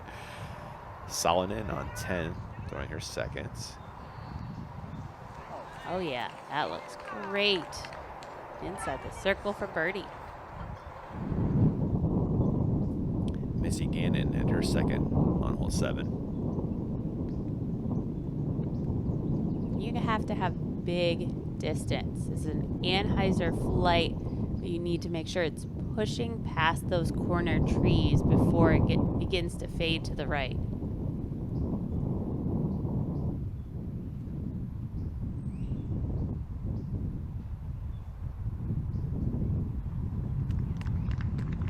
Sets up well for the birdie.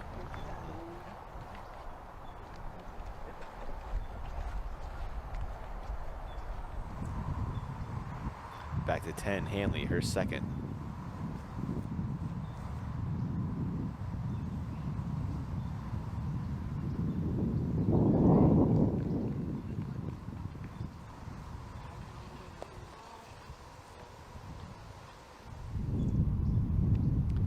Pierce, after a booming drive, can this one get within eagle range?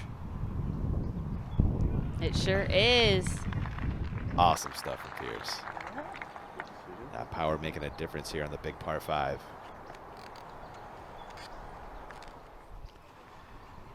It's a bird on the basket of 18. Production thinks it might be an omen. Val, what do you think?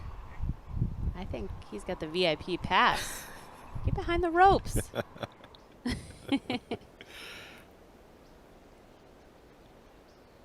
Wow, this is awesome. Amazing crowd here following our lead card. And California and NorCal, it has such rich history in disc golf, and Stockton is approachable from so many disc golf meccas, disc golf hotspots in NorCal. So it's great to see people showing up. Saarinen's third. It's also a great tournament to watch in person. You know, there's sight lines everywhere. It's an pretty easy walk, pretty flat. You know, the temperature's been great too. Yeah, it's a beautiful venue. Venter Village is awesome. Got all those VIP spectator areas. They really do it up out here. The whole OTB team killing it. Yeah, I get Party Island to spectate from, where you can see several holes if you don't want to walk the whole course. Yeah, the Swenson Golf Course is really putting on a show. A little different than 2011, Val? We're flashing back to Worlds. Tom Schott was the tournament director in 2011 Worlds, and he always puts on a show. It was a little different back in the day. Crowds weren't quite as big, but this is playing out at CSUMB. Really crazy terrain there right on the Monterey Bay. That's such a cool course. It's a tough course. It's tough just to walk around on all that ice plant and sand. Much different from this beautiful lush green golf course that we're playing this week. Do you know ice plant produce fruit you can eat? Did not know that. Yeah, I recently learned that one. Gannon. And she will have that left for birdie after a nice third.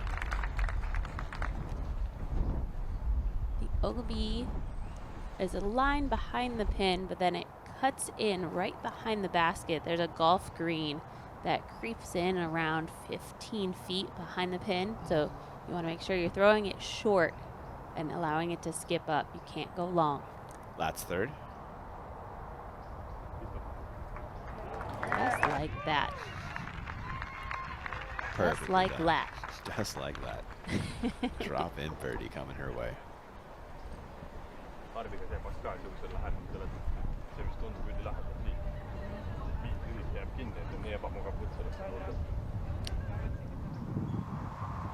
Hanley for birdie on 10.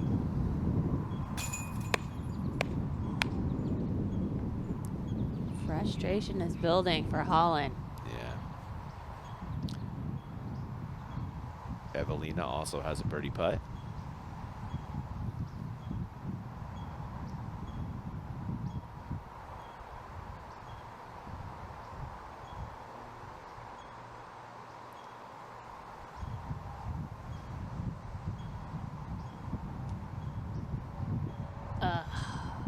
She's lost it for the moment. And that one sailed a bit out there. Back on 7, Paige Pierce has a putt for eagle to close the gap even more. I love the Paige fan wearing the same outfit right behind. Really? Getting her best view. Do it for the fans. Hopefully that checked up short of the OB. Yeah, I think it's going to be left enough. She'll be okay.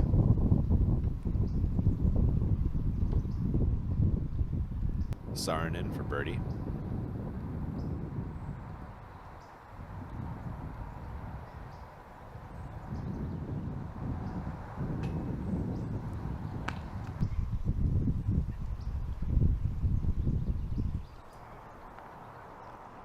Gannon for her birdie putt and to maintain 4 strokes over Pierce and Lat. Nicely done.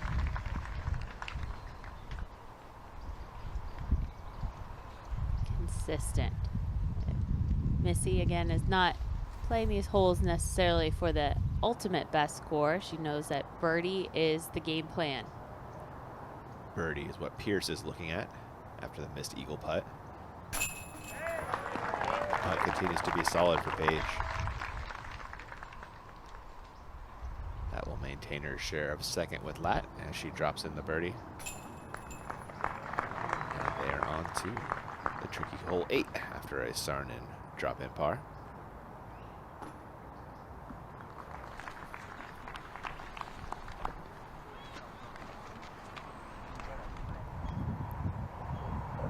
On 10, Evelina now putting for par. A 3-putt bogey strikes Salonen. On 11, Sten likely laying this up.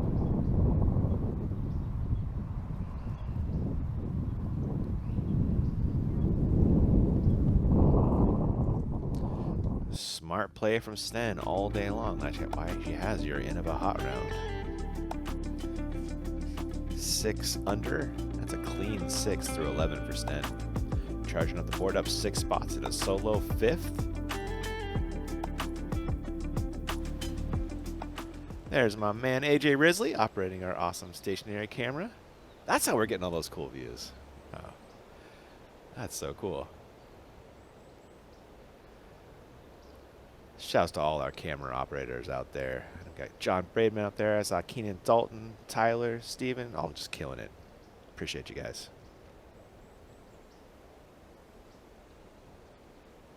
And I see that pirate flag blowing at the bottom of our screen. Pretty steady headwind on the T of 8. Let's ask our man Perkins about that. How's it feeling on the ground, sir? Yeah, this has just been so consistent. Like, first 7 are kind of protected from the wind, and you get to this hole and you start to feel it for almost the rest of the course, and it's a headwind for them right now.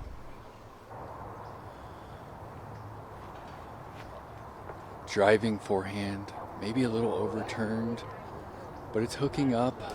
It's a little deep. That oak might be in the way of the putt. I'm with you, Perk. It looks like it's kind of centered in there, isn't it? And I don't know Estonian, but I think that's what she just said. Fierce.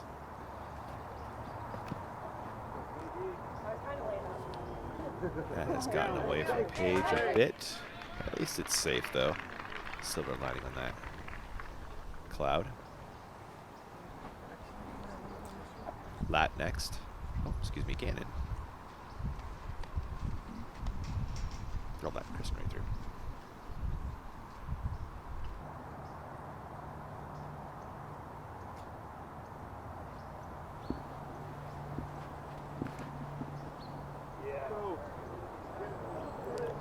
Can this stay up? Ooh, that looks OB for Gannon. Doing the field a favor. And not likely she crossed up there. I think she was OB that whole flight over the water, so she'll have to take it. Drop zone, probably. Yeah, that would be the better option. At least she can make it. Probably. Silva.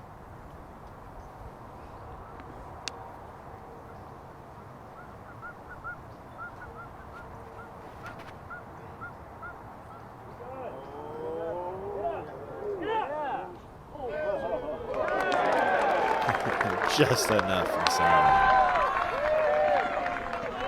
Crowd approved. They love that one. So do the Pirates, it sounds like.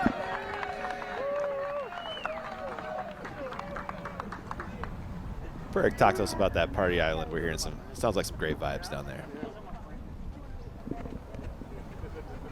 Yeah, it really is. And I just get a kick out of, Zoe Andike. She's got the pirate outfit on, and she's just leading the way. They got a bunch of custom signs. They've got a bet you won't sign to try and bait people into going for putts on the 12th and the 18th.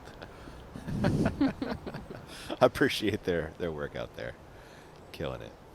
Zoe Andike, and I'm going to say co-captain of Pirate Island is Pirate Nate. Pirate Nate. Yeah. I met Pirate Nate last night.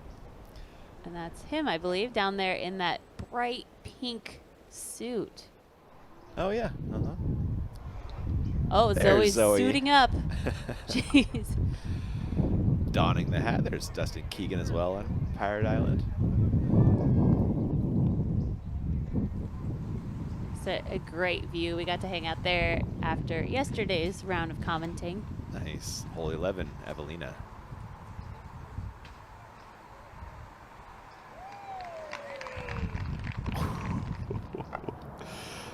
Stops before the water thing. That's another hole you can watch from Party Island.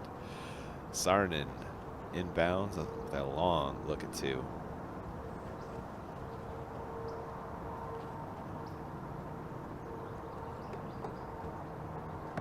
Feels like we have yet to see a putt that she won't run. I know, that was a big deal. Uphill on the elevated basket and potential to sneak behind that huge tree that she hit. So I think fortunate to still stay close to the pin. Tough, windy look for Pierce. Should be a layup to the bottom, and yes, it is. Smart choice by Paige. Should have Missy at the drop zone next. Ooh, what do you do here, Val? It is so tempting. I love the range. I would say this is probably 60 feet or so. But with this wind, and now it's left to right, OB behind the basket. Very conservative run, and I'll throw air quotes in there. I don't think she was going for it. Kristen has birdied the last 3 to make it 4 in a row and a 2-stroke swing between her and Gannon. To close the gap to 2 with a make. Nate, what does she have over there? Is this makeable? It's makeable. I think she's going to have to try and drop it in. She definitely can't see the pole. And this wind really isn't going to help this kind of soft, floaty hyzer swing back. So it's a really difficult putt.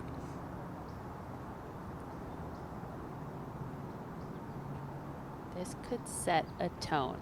This is so difficult.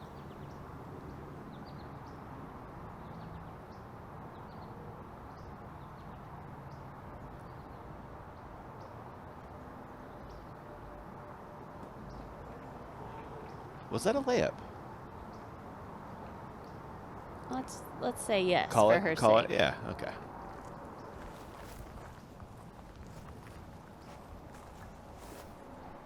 Man, that was really tough. Oh, that wasn't a layup. Is this how far it got? Whoa.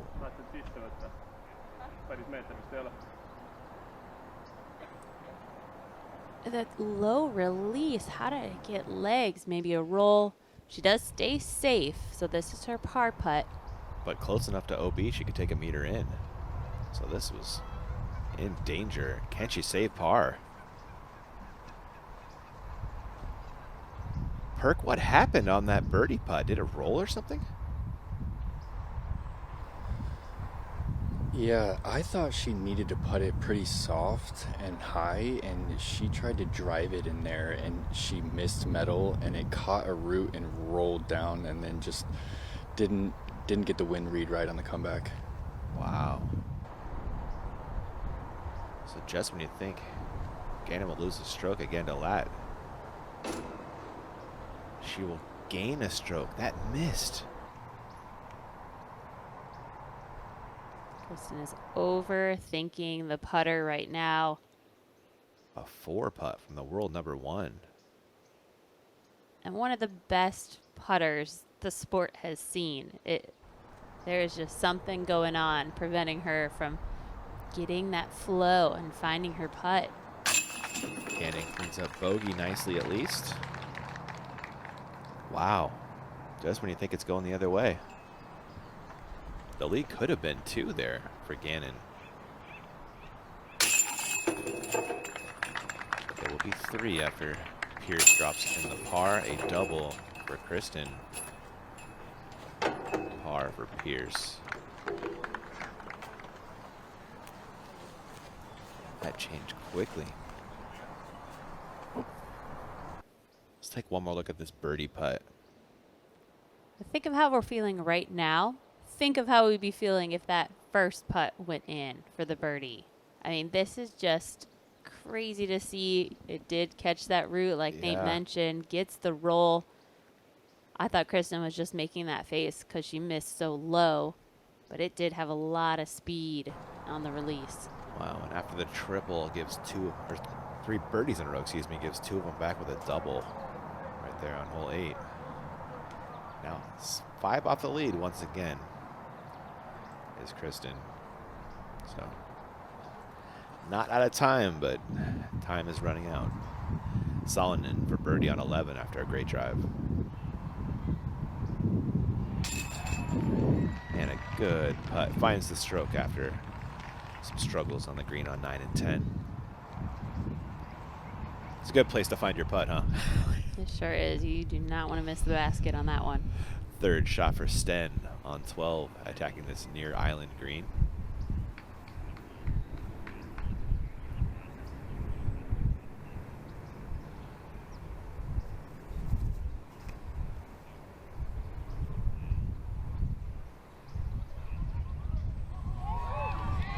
Just enough for Sten. Holding her breath, I'm sure. And that's Pirate approved. That one sticks the island.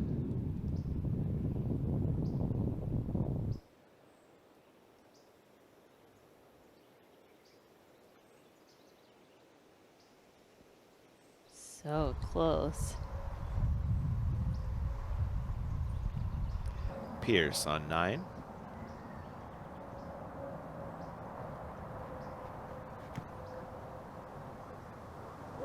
That's the line.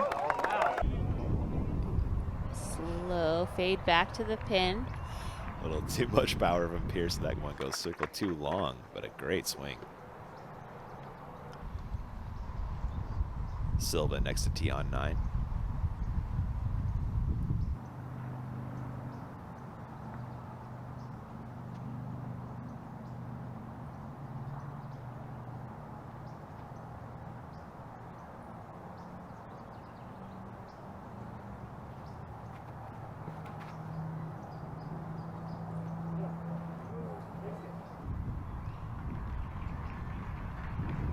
That one circles edge short for Silva.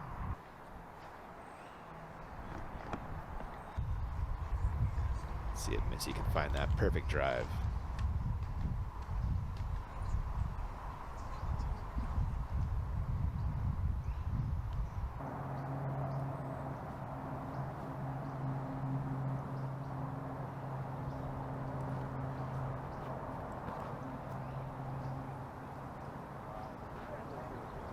Trying to hit the same route as we saw from Paige, but flies a little too straight, connects with the tree. Like Kristen bringing a couple of graces up to the tee.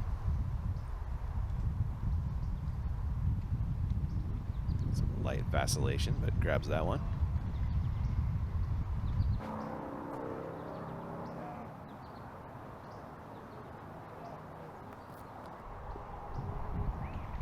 Worked out.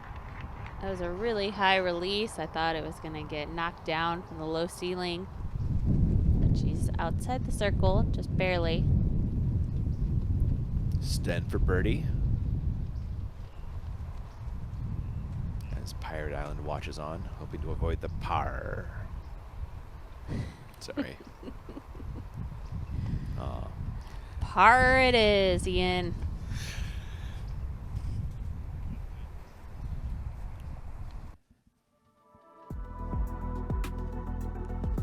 Scores. The lead is 3 for Gannon. Paige Pierce shooting a clean 3 down through 8 holes. And with Kristen getting that double bogey on the last, in the previous 2 rounds, she had kept it to just a single bogey stroke each round. Third round was clean, no bogeys, right. But 4 over par strokes in today's round alone.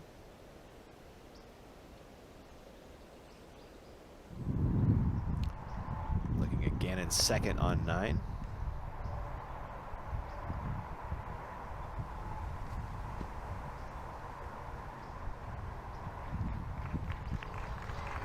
Good enough for par.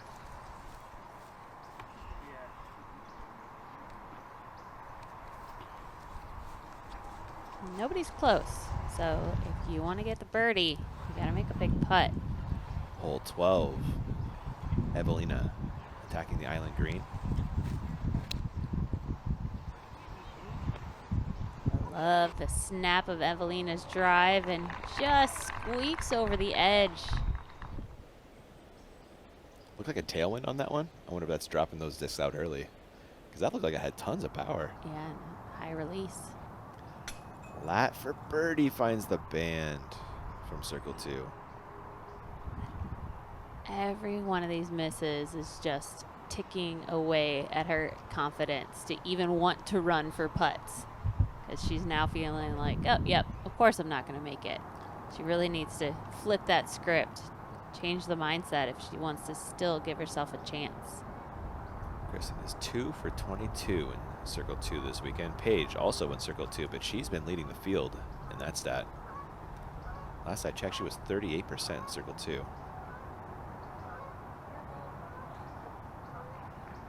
Not that time, though. Hopefully that didn't blow too far past. Paige getting out of Saarinen's line. Let's grab a stroke on the card. Get within 2 of third. Good putt from Silva.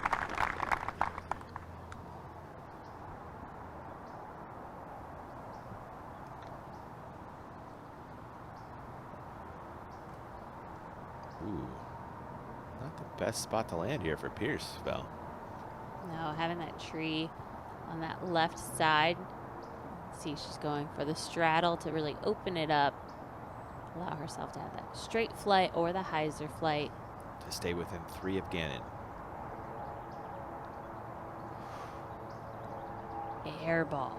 Oh, I feel like it's that right miss on the straddles. Yeah, something you see pretty often, just because you have to take the legs out of the momentum that you build. It takes legs out of the rhythm that allows you to have that forward momentum toward the basket. And no. a 4 putt for Pierce as well on back-to-back holes. Everyone doing Gannon a favor out here.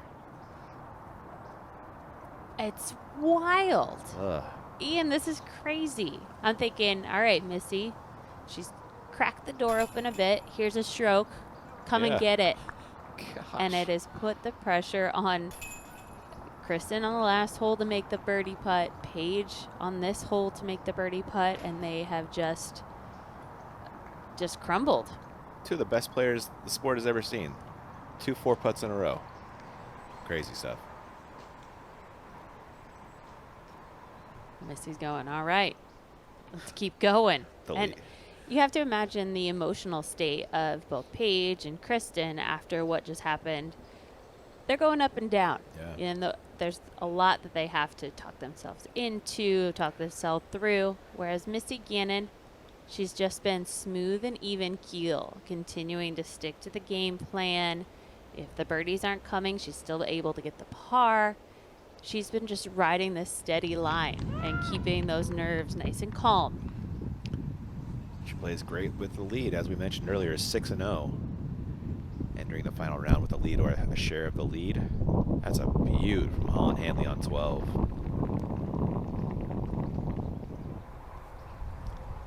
Second shot for Sten on 13.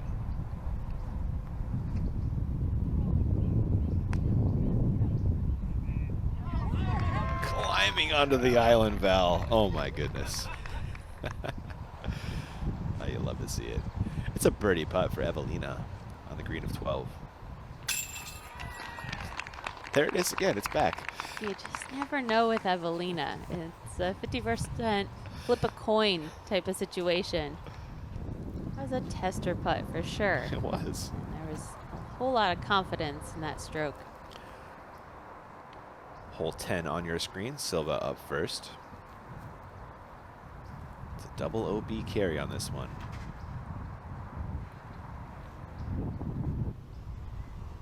Silva having no problem with the first OB carry.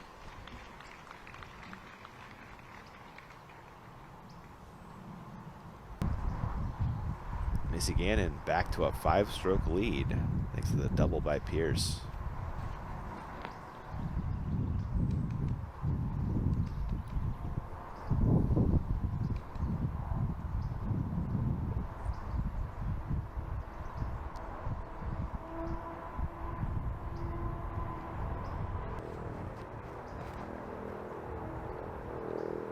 Missy brings it wide, keeping clear that large bushy tree, and gets more distance than we saw from Silva. I think that's a better positioning for the second part of the hole. Flat.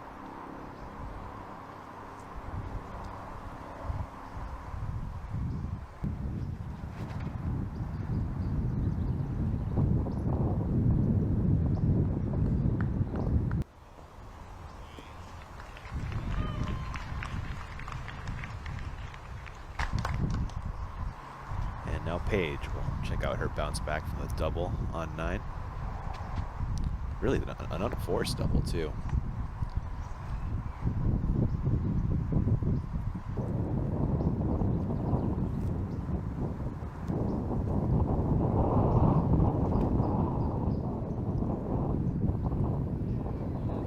This is so good, Val. Wow. That's huge. throwing that more direct line, I think that's going to give Paige at least 50 feet of distance closer to the basket than anybody else. Paige driving angry there, you think? Maybe a little bit? Yeah, hopefully she can just rein it in and really focus. Because I think that last hole, she was a bit amped up from that drive, you know, slapping her hand, knowing that she hit the line she wanted, but you saw how far past she went. So you have to have that aggression, but you need to keep it under control. When one of our breakout stars early, she slid back a little bit, but 13th right now to save par on the island. Hey. Yes. All right. Still should be one of her best finishes at a major. Hanley, birdie putt on 12. Just sneaks it over and in.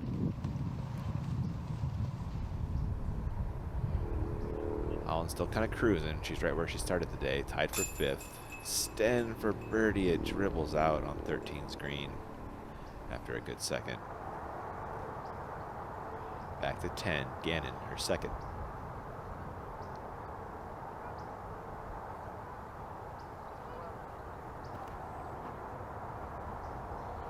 There's an OB line on the left side, so anything hyzering makes it a little scary for the player.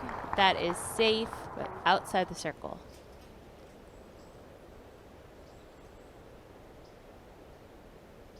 Perk, how is Silva looking for her second? Looked like she might have been a little short of that ideal landing zone. She's actually in an ideal spot, a very similar spot to yesterday for the little draw turnover that she likes to throw. Okay, yeah, getting a good look at that now. Thank you. Nate.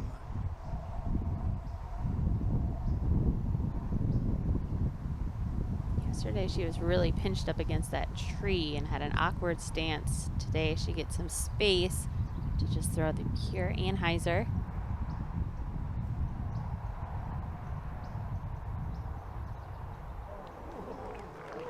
Finds safe ground and a birdie putt in circle 2.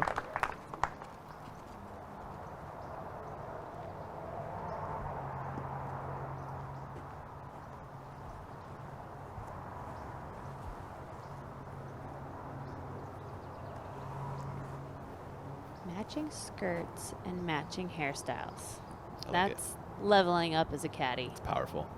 Unfortunately, Silva and Kristen and Missy and Tom, they can't do that. So. I mean, they could. It'll take a while. Lat, her second.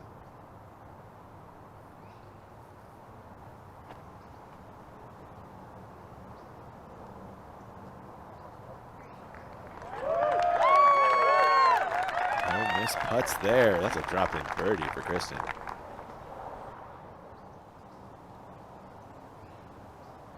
Perk, how far down the fairway did Paige Pierce get compared to the rest of the competition there? I mean, I was really impressed with Kristen's shot, and Paige is another 40, 50 feet up. It's as far as we've seen any FPO drive all weekend. Definitely some emotion behind that drive after the 4-putt. And this is her slightly more overstable Pierce that she's going. Has good height, good pace, drop in, it's in! It's in the bucket! That's an eagle for Pierce! She's running it down. Let's go. I have goosebumps, Ian. What a moment for Paige. What a shot. Way to bounce back off the double. Erasing those strokes in a hurry, Val. And the best way to bounce back. When Nate said overstable fierce, I was worried. I was because too. She has missed these approaches this week, but today dials it up and talk about getting some energy. Wow, what a moment. It is back on Paige with that energy, momentum, and taking the glory from a great throw. That's huge. I didn't range it. We had a 200, but yeah. But again, talking about reining it back. Maybe a little aggression off the tee shot allowed her to focus in and get the big drive.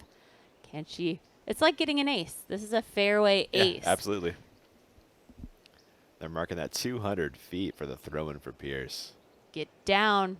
This elevator just right in perfectly, didn't it? Too cool. Paige, the double fist pump for 2 under. Why not? So cool to have Nate Perkins on the ground calling it live as the shot's going in. You hear the crowd erupting behind him. That was amazing. And Paige is amped. Sarnen, after all that, matches it with a birdie of her own. Wow, huge make. Highlights on 10. We're sitting pretty in the OTB shot of the day department, though, Val. Yep, that's a gimme. Yeah. That's a bullseye right there, huh? Gannon in circle 2. A make, and she's 4 up. A miss, and she's 3.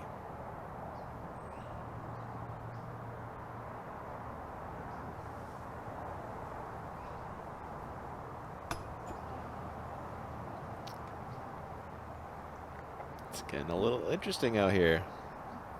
Maybe more than a little.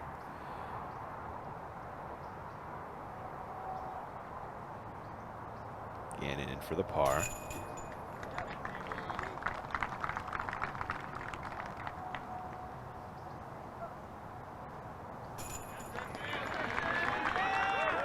Kristen drops in the birdie. Will still lose a stroke to Pierce. She's 1 behind second place. And now 4 off the lead of Gannon. Now we're heading into, I mean, we just finished a water hole shot, but we're going to bring in a lot more water, a lot more risk, and we could see some more stroke swings. One more look at this, Val. Yeah, just keep it rolling. I could watch this a million times. This is so fantastic. And the hearts it, too. That was a no-doubter when it hit the chains. Just the way the wind just lifted it up mid-flight and then right at the perfect moment drops it down.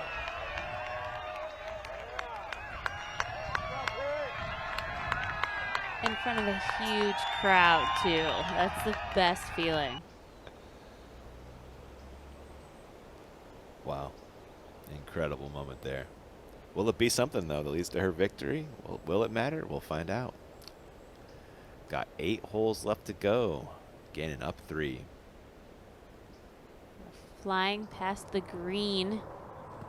It's a tight angle to throw on the backhand. They're trying to throw that Anheuser flight, something slow speed. Water quickly on the left. Pierce. This needs to slow down. Just a little too fast, but at least it's a drop-in par for Pierce. That was right on line. It's so difficult to get this drive close to the pin. It's so fast, and so you really need to hit. She hit at circle's edge, and it still had all the power that skip and roll OB. So you want to be deep inside circle 2 as the disc is finishing its flight. Silva. Extra safe. Hope it doesn't cut roll. Looks like that did stick on the right side short. That's going to be a long approach, though, on that hard pan green.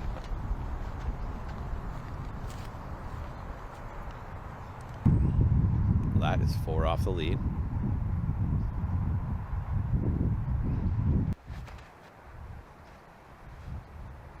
Throwing in mid-range.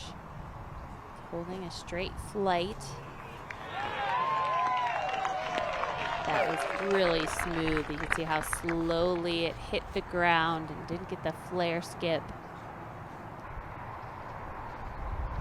Your leader, Missy Gannon.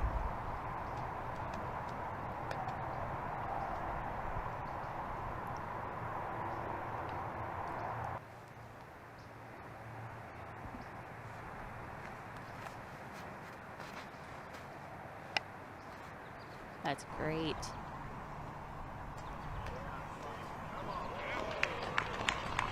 We're almost just outside the circle. We'll see if she wants to give that a bid or not. And at this point, she doesn't have to. That's a great point, right? With 8 to go, up 3. You think you lay that one up? Yeah, with Kristen, potential to make that putt. It puts the pressure on her, but right now I don't think Missy needs to lose any more strokes by trying to go for it and going OB. Second for Hanley on the 13th. Oh. That one comes up short. We're seeing that a lot on 13. One more look at this.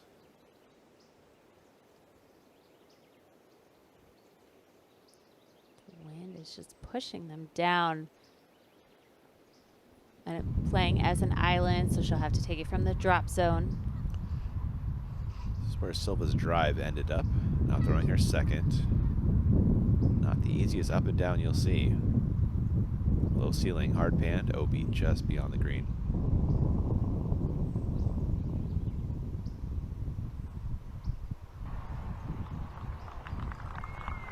That looked pretty good.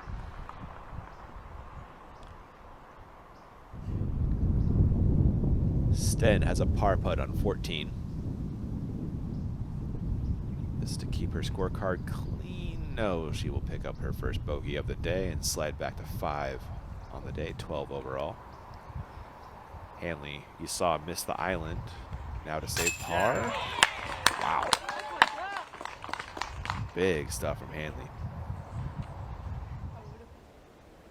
That will keep Holland in solo 5th, 1 ahead of Sten. That's right where Holland started the day.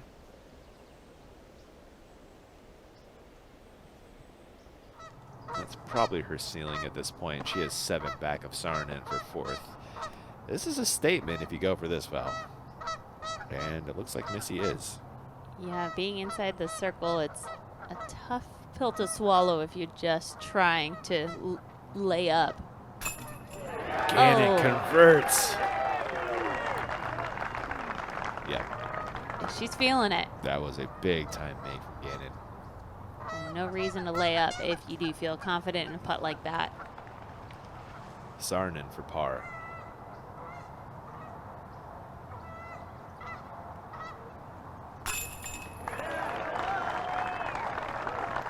That one hangs on and drops in. Kristen has this for a share of second with Pierce and to save 5 behind Gannon. Excuse me, 4.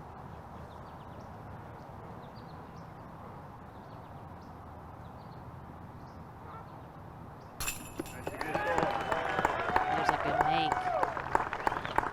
No doubter from Lat.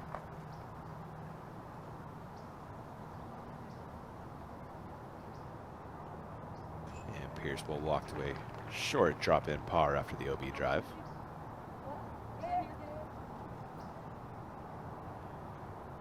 Making sure her card is okay with the mark. And drops it in.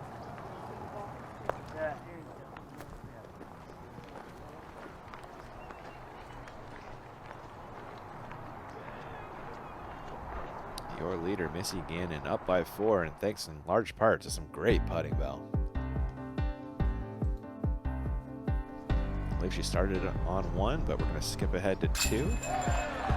Near 50-footer. Yeah, hole 1 to save that par. That was a big save, Yeah. but got things going. This is a putt on 4.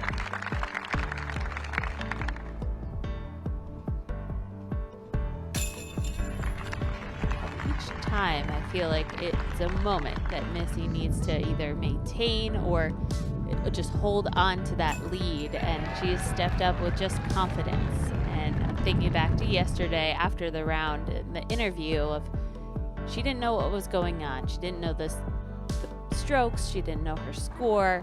She just knew what she had to do, trying to shoot the best round she can. She's 7 for 21 from circle 2 this weekend, making a 3rd. That's fantastic. Can she get another birdie on our birdie zone here on 12, Val? Hole 12. This is over 900 feet to get to this pin. We're seeing where the drive should land if you want to get yourself in that birdie zone.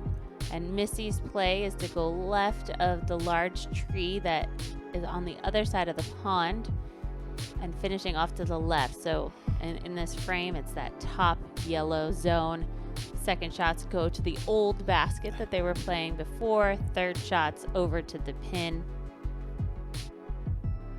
But the Easier shot, said than done. yeah, the shot that Missy has to throw on that left side, you bring those trees into play. Whereas a big thrower like Kristen and Paige, they're going for that wide open shot. There's no trees, but they have a lot of the pond to cover. So they have to make sure they're throwing it far enough to land safe. It's a great look at the hole from our Flight Factory drone. At Birdie Pro, you can play disc golf without leaving home with Birdie Pro. Join 50,000 that have played and get your copy today. Free shipping during the Champions Cup. That's over at BodaBrothers.com. We've got Flight Factory code Major 25 for free shipping there. Over at FlightFactoryDisc.com. Kristen's drive is out. Gannon next.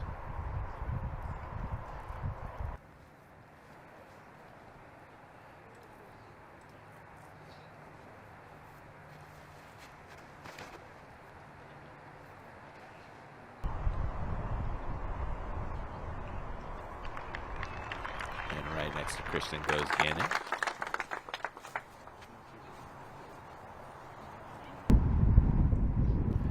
Pierce.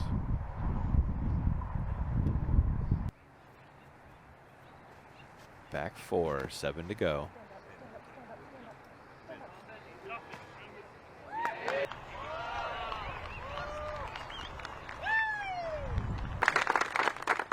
Big drive from Pierce.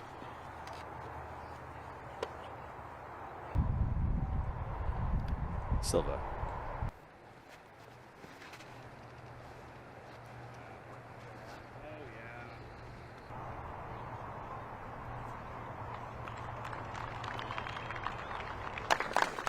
Sarnin in business off the tee as well.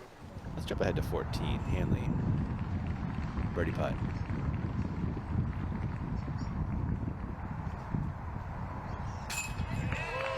Count it. Great make from Holland. Holland is working today. She is. Every time we see her, she's either been struggling or she's been saving herself with these long putts.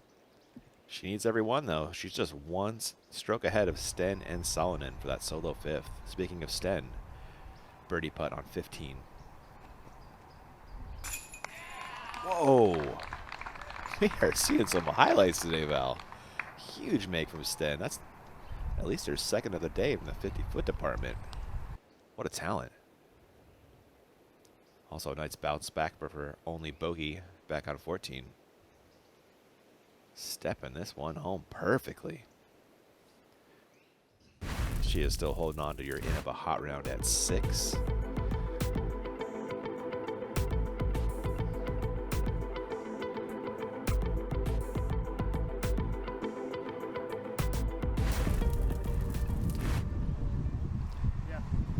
Perk, talk about this second now for Gannon.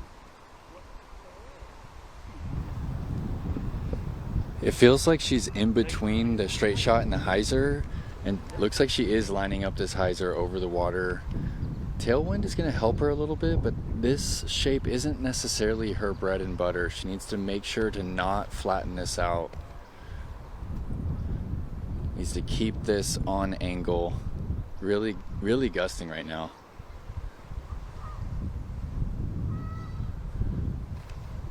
Yeah, it's good angle. Doesn't miss the tree.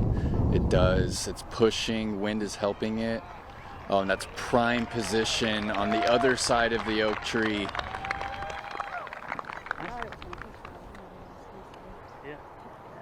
That was a big shot for the tournament. That could have, strokes could have piled on right there with a miss. Yeah, she made a good mistake. She threw it really high to make sure that it's going to fade back and land safe. Sarn in second.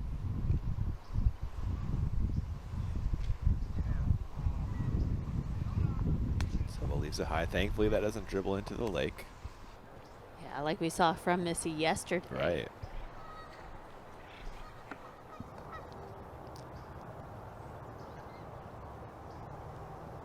Kristen. Looks like she'll take the left gap with a forehand. Try to swing it past this Guardian Oak.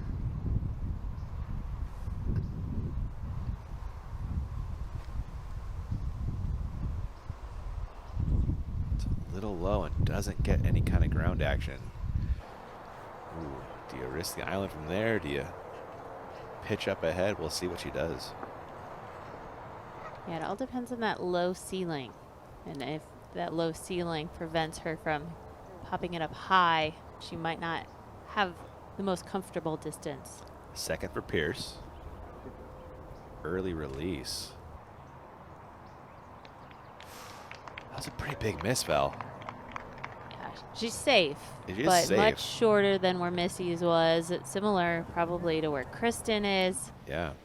And even with the big drive, you would want to see a player like Paige with big distance maybe have the potential to go for it in 2, but it's well over 500 feet to get to the pin from where she landed. On 15, Hanley. If she got any kind of ground action, that should be pretty good. So I feel like hole 12, it played as a par 5 in the first 2 rounds at that shorter pin placement. It still maintains as a par 5 here in this longer placement. And I think a par is a really great score, knowing how much risk is involved. Perk, can you speak to the positions now for Pierce and Lat after their mildly errant seconds? Yeah, Kristen has no decision here. She's got no access to the green, just going to pitch up. Paige is in front of the oak trees. It's not a great spot. She could get up and down with something really special. I think those branches are going to force her to go low, though, which is not ideal. Yeah, Silva also just no chance. She has to lay this one up. Pretty touchy shot. Less than 200 needed. Yeah, well thrown from Silva. Yeah, Paige has a big decision right here.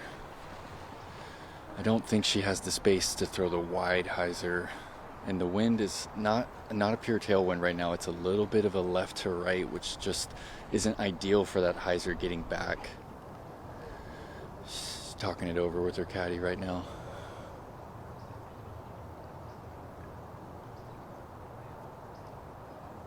Another big moment for the championship, Val. You're in second place. You're back 4, 7 to go. Yeah, if you want the win, is this something you run? Knowing that she has to land on the island green. It's not a matter of just crossing the island to get the lie up there. You have to land on the island. Otherwise, you take it from the drop zone. Looks like she's going for it, Ian.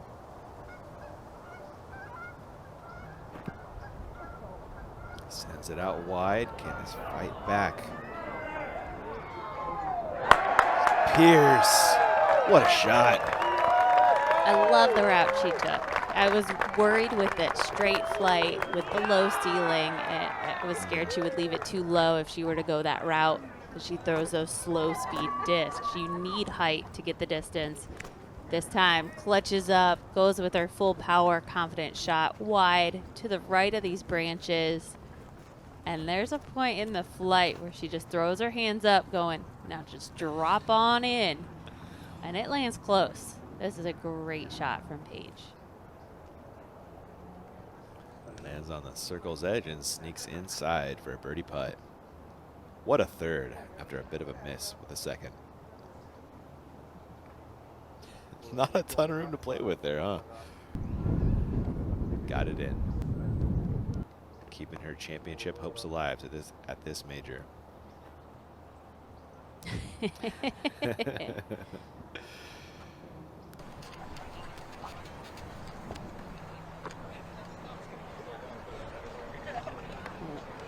Paige joins Pirate Island after her round each day. Saw her over there yesterday.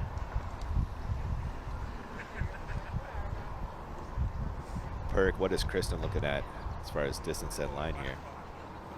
She grabbed range. Yeah, it's just inside 300. It sets up pretty well for the forehand. She's got plenty of space out left.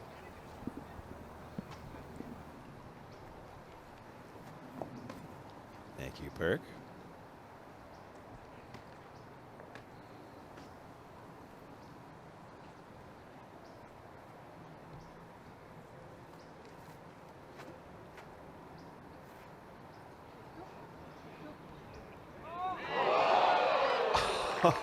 Oh, tags the pin, Val.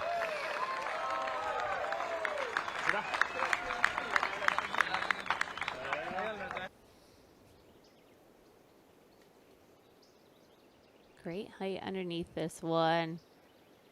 Love how it's finishing right toward the basket, and yeah, just a foot higher. How about that? Gannon, her third onto the island.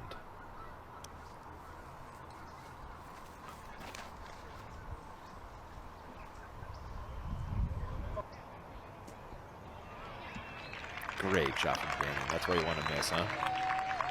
Yeah, there's no doubt about that one. You want to throw it long to make sure you're safe. There's some room behind the pin. It's Sarnen's fourth.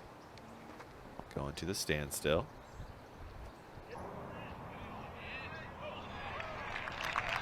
And just a pace or two outside bullseye for par.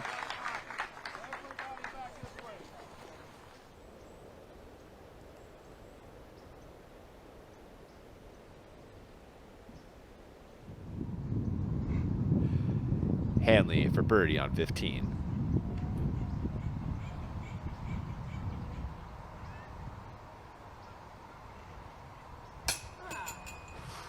And Holland just one stroke ahead of Sten and Salonen. Needs that to stay ahead. Speaking of Sten again, it's a long birdie look on 16.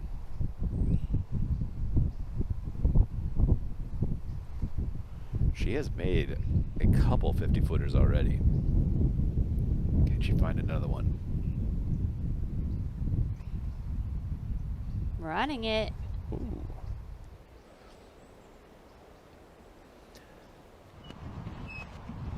Gannon, birdie putt to maintain at least 4 strokes. 6 to go after this one.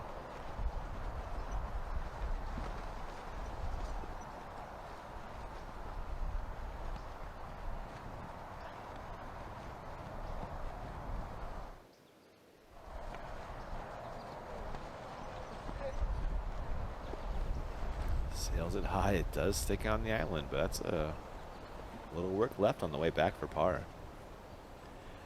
That also gives Pierce a chance to grab a stroke and close the gap to 3. Tom watching that one.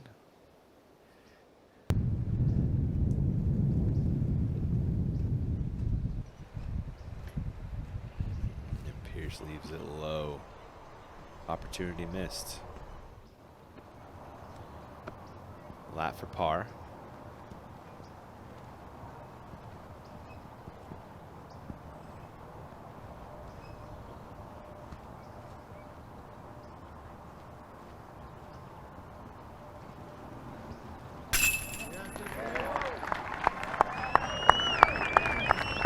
Tempo on that putt. Silva also has a par putt, but Gannon is up first after blowing long. To keep those 4 strokes over Pierce. It's a little left to right cross on this putt. It's in. Another clutch putt from Missy Gannon.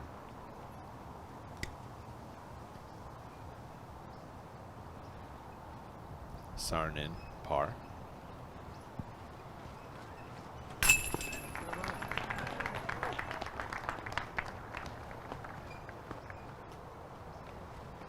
And a par for Pierce as well.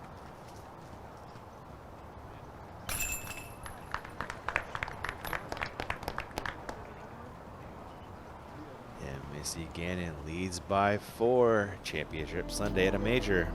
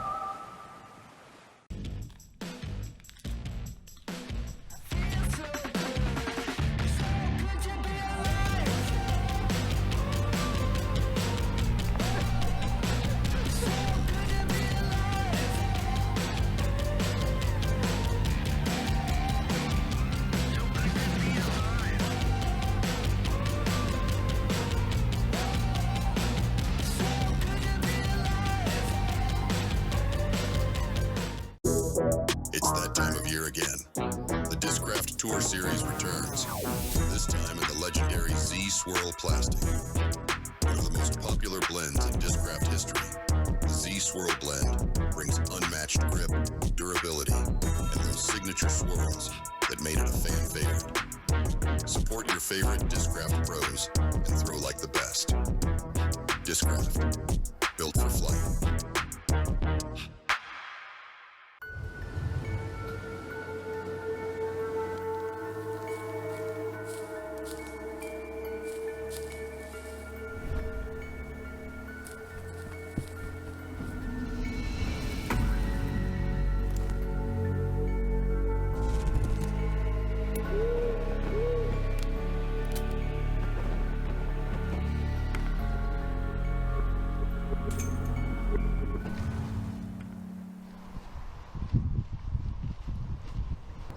Kristen, T of 13.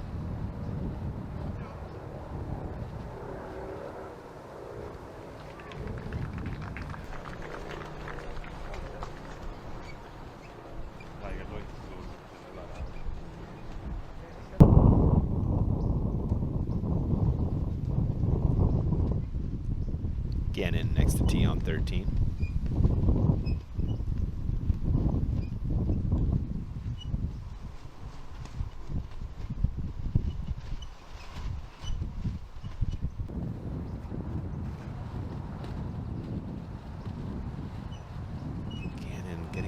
More turn than she wanted thanks to that wind.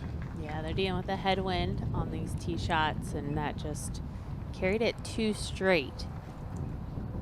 Missy will have some branches to deal with on the second shot. You want to finish to the left. You want to bring your drive over to the left to open up that second shot to the island green. There is an OB line, so this needs to check up, and that is quick. It sails OB. 13 has Paige's number this weekend, huh? She shanked it over to the right 2 days ago. Found the middle this time and then sends it left today. Sarnen.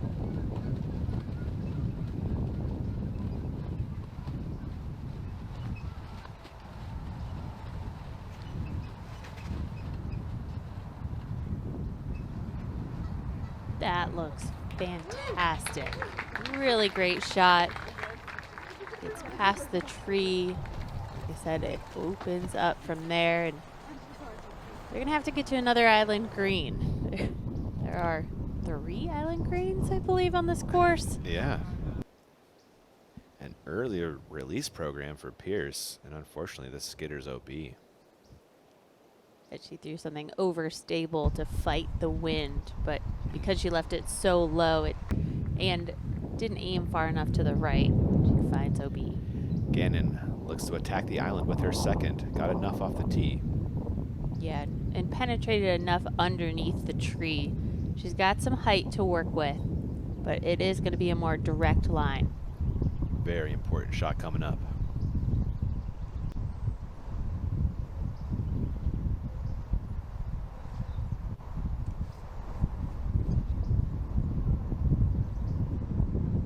Let's fight back, Val. Get out of the way, and not enough. I think just that low ceiling really played in her mind of, I have to keep this lower. She did have more space. She could have thrown it higher than what she did, and I think that just forced her to keep it OB. Huge here for Lat. If she can stick the island and grab a birdie, the lead will only be 2 for Gannon. Oh my goodness, Val. Wow. Does Kristen want it? She has just been battling this mental game all weekend. Like I said, she's had so many opportunities that she has left slip by. But she has stayed in the moment. She's given herself a chance. And with the hole starting to run out, it's nice to see Kristen pinpointing those drives, hitting the putts when she needs to, keeping the pressure on. Pierce, after the OB tee shot, will throw her third and try to save the par with a good approach.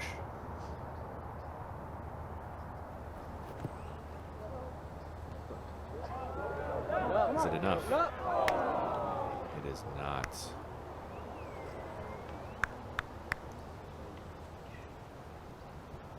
Well, we'll see if she can save bogey from the drop zone again. She's done it once this weekend. Thank you.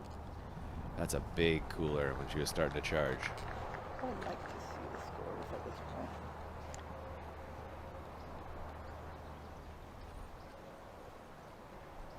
Saarinen, her second after a fantastic drive. So she's going something pretty slow. Looks like a mid-range on the approach. Keeps it nice and high. Ooh. Scared the basket on the way in. Short birdie putt coming up.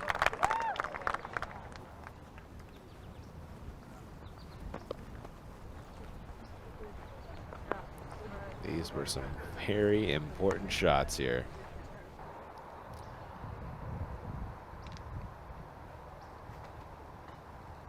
Kristen knew she had to put some height underneath this, but penetrated forward on that angle to make sure she landed on that island.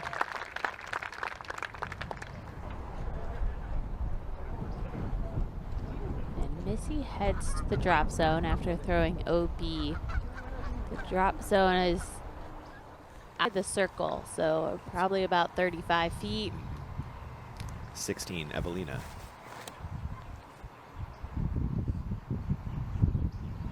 Just under the branch. That's beautiful. Oh, bullseye from way back on the fairway.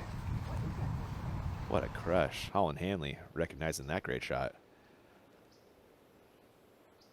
Throwing right at the OB line there, Val. Isn't that great? Just trusting it. Exactly. And the OB line on the left, OB at the top of the hill.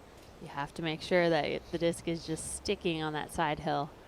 Thanks, Azuka, for rolling back that replay for us.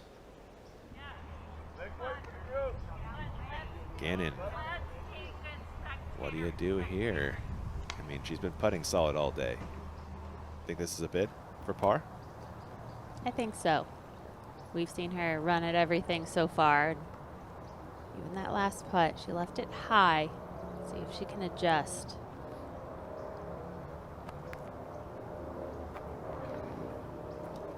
Low, but safe. So Gannon will slide back to 26.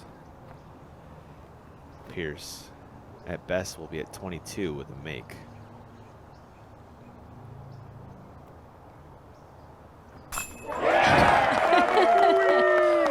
She made that look like a 10-footer. She really did. Not much time setting that putt up and just walks it in. So keeping her slim hopes alive, keeping pace with Gannon there. She'll stay 4 off the lead. Saarinen gets in the birdie.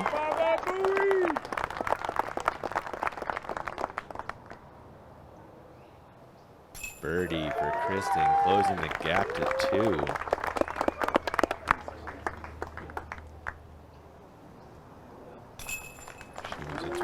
Gannon slides back to 26. We got a ball game, Val. First it was Paige putting the pressure on Missy. I wasn't sure if Kristen was going to get anything going. She was just looking so deflated and defeated in the front 9. Now all of a sudden, Kristen back in that conversation, putting the pressure on Missy and tightening the gap. 5 to go, down 2. And this is when you could start to string the birdies together, knowing that Kristen just got to go in here. There's 2 par 3s in a row, very reachable holes. And then you could keep going. Yeah. Hole 16, 17, and 18, they get more difficult, but birdie is still on the line. On 17, Hanley, her second.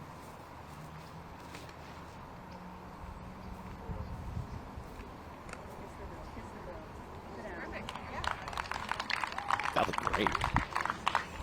Holland Hanley in that battle for 5th, currently tied with Evelina. Merch.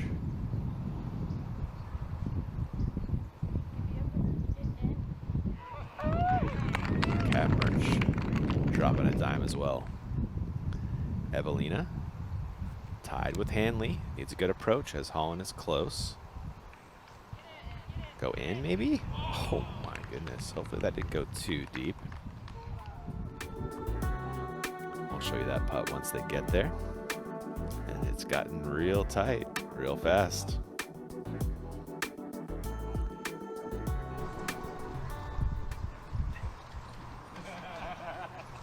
But what I love about Missy is the routine that she has on every throw. And I think a routine that you can stick to on a consistent basis is what's going to allow you to stay calm in these biggest moments. And we know Missy is so clutch in the biggest moments because she can center herself for every shot and focus up, even when the tension is high.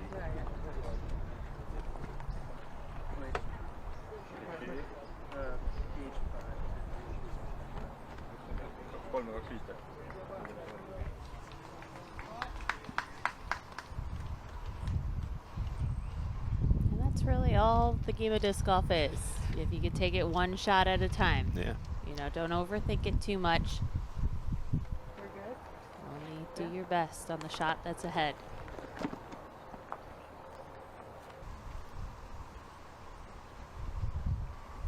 Lat up first. Birdies on 3 of the last 4.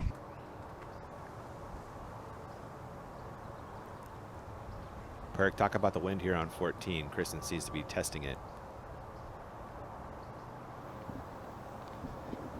Yeah, it's pretty steady right now. Gusting, and it's going to cause her to pause and find her line again. It's kind of a head right to left, which doesn't help if she wants to start this forehand on Anheuser. It can pull it too much to the left. Looks like she's kind of overcorrected with that wind, and that's going to hyzer skip out to 48 feet. Should be a clean look, though. I hate when you're relying on the wind to affect your disc and it doesn't. Kristen was hoping that the disc would turn it over more, and so she didn't, and the wind lets her down. Saarinen. One of my favorite disc golf quotes is from Ricky Wysocki. When the wind didn't do what it was supposed to do. Stupid air. Oh, it just gets me every time.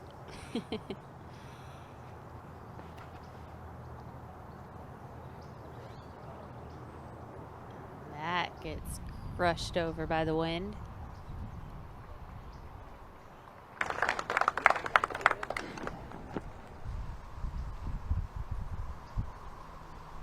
Gannon. Be a good time to put it close and put a little pressure on the Kristen putt.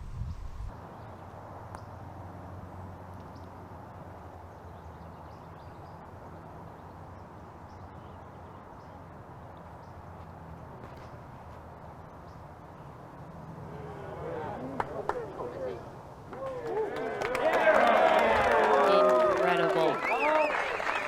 I was just thinking, in situations like this, it's best to just throw that direct line. The shot that you know the wind's not going to affect, the shot that you can have more control over, and that's exactly what Missy did. Pierce. 2 off of second all of a sudden. Oh, that one's headed straight for the ground. Pierce about halfway down the fairway. She'll be playing this one for par. All of a sudden, Saarinen starting to track down Pierce. There was a 2-stroke swing there as well on 13. Pierce just 1 ahead for that podium finish. Another look at your leader, Gannon. Stepping up when she needed to, Val. Oh, it sure does. It keeps it nice and flat. It's a stable disc that she's throwing, but with that headwind, it's flying nice and straight. And then a very helpful route redirect to keep her close.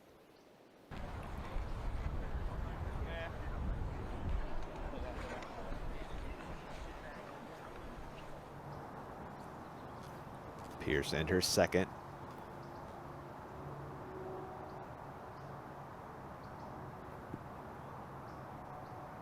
Expecting some headwind turn on that one. Didn't show up exactly. She was trying to hit that short gap where it is more open from the trees. The hyzer line that maybe would have cut through the wind better could give her that obstructed putt. And these guardian trees are huge.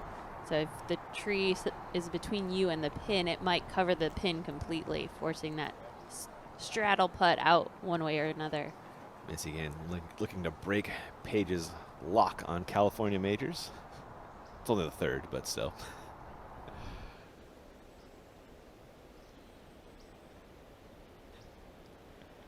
And you mentioned Silva, how she's snuck her way back. Yeah. Look at the scores right now. She's just 5 back. She started the day at 7. True. And I feel like everybody's just come down to Silva. She has really put together such a solid effort. That one, a bit too long to really go for. Yeah, Silva really started the day on an island in between kind of the peloton and the breakaway, but she's caught up to the breakaway pretty nicely. Lat for birdie. This would be huge. Likely needs it to stay 2 behind Gannon. It was very close for her too.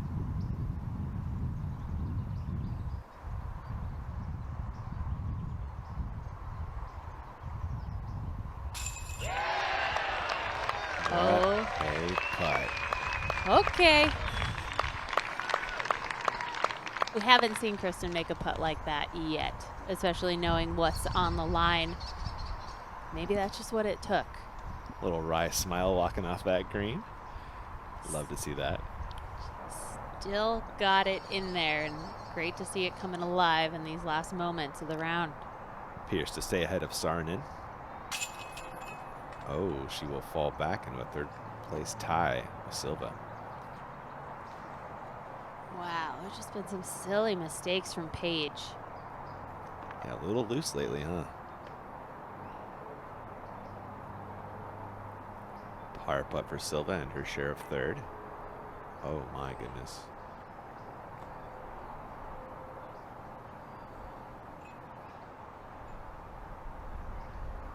This might be a little longer on the way back, but she's usually good for these.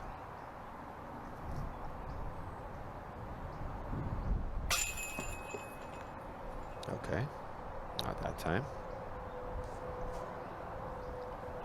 Ooh, major nerves, huh, Val? There's something going on. You cannot take any putt for granted.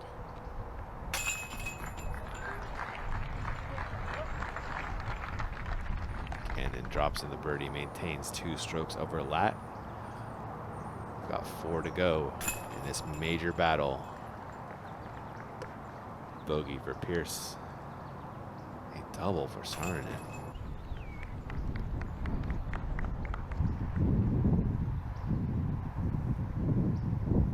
What a battle. Gannon leads by 2, 4 to play. Championship Sunday.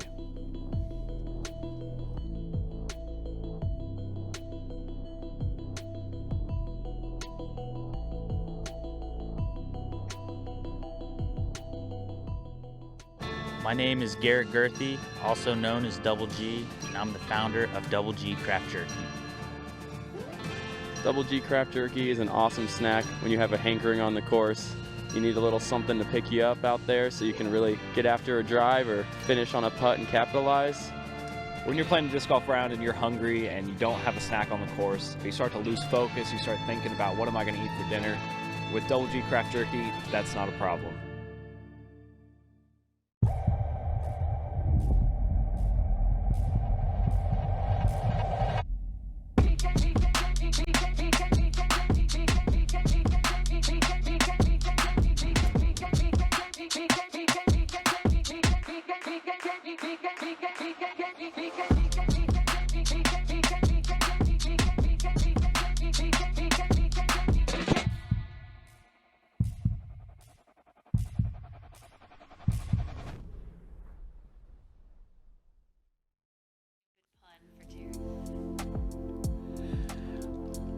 We've got 4 holes left to go in this major battle. As any fly through on 15, Val. Our last par 3 of the day. Under 300 feet, hole 15. We're headed to the B pin placement that you can see on that course map. You can go out wide to the right and allow it to skip back to avoid the trees. You can go just inside for the more direct line. Interesting distance being under 300 feet, so it's a fairway driver if you're going to go for the bigger shot, or maybe in a the mid-range for more direct. Live. Birdies on 4 of the last 5. Needs them coming down the stretch. Great opportunity there. Reminder, folks, we are in crunch time and commercial free the rest of the way through. That's thanks to our friends over at 1010 Discs. Gannon up next. Needs a good one. Kristen already very close.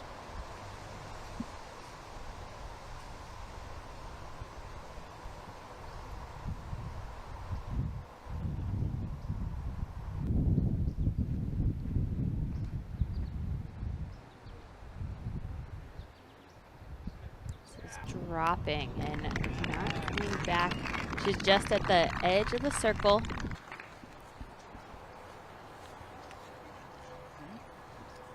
Another pressure putt coming up for Gannon. And I think it's really interesting now that Kristen's gaining that momentum and she's first on the tee. She now has the opportunity to set the bar. Pierce looks a little inside and it will stay out there. Might be a putt though. We'll find out. That same phone. Saarinen.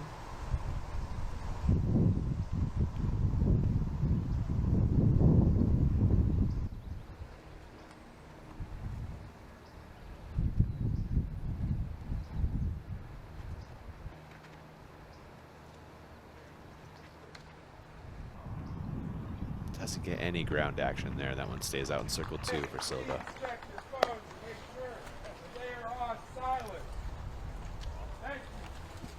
Sten putting for birdie on 18 for the first birdie of the day.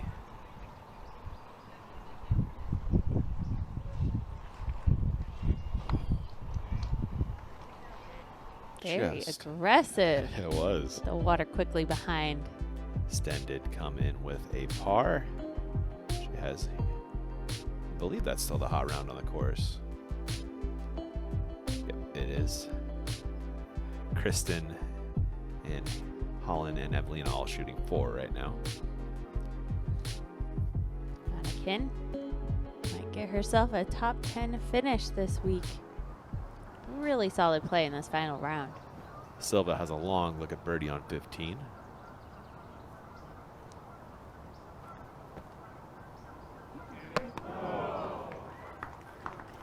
Gave it an honest effort.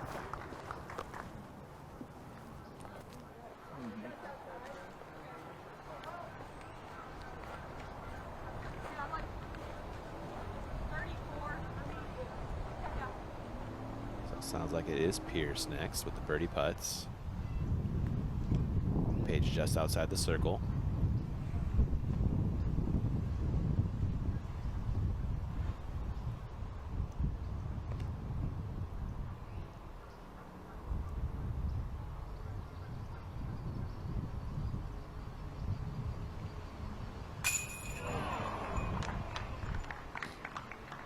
Left side chain out for Pierce. After an honest bid.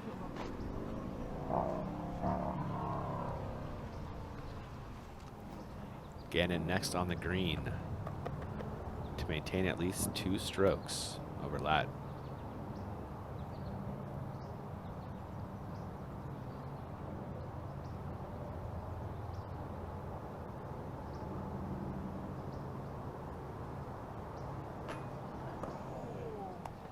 Gannon goes off the tray. We might have a 1-stroke game right here if Kristen can put this in for birdie.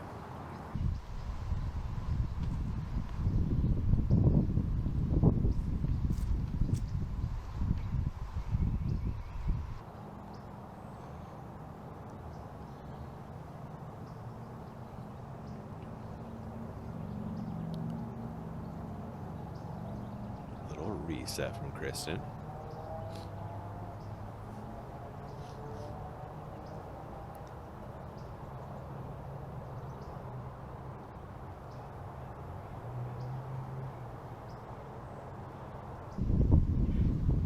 Perkins, what is going on here with Kristen? What is she waiting for?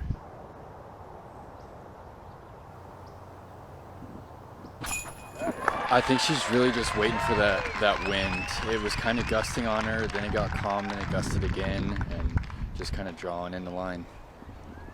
Found the time and made a great putt. Lat back 1. 3 to go. Champions Cup. Sarnan gets in the par. Page and Gannon will drop in theirs as well.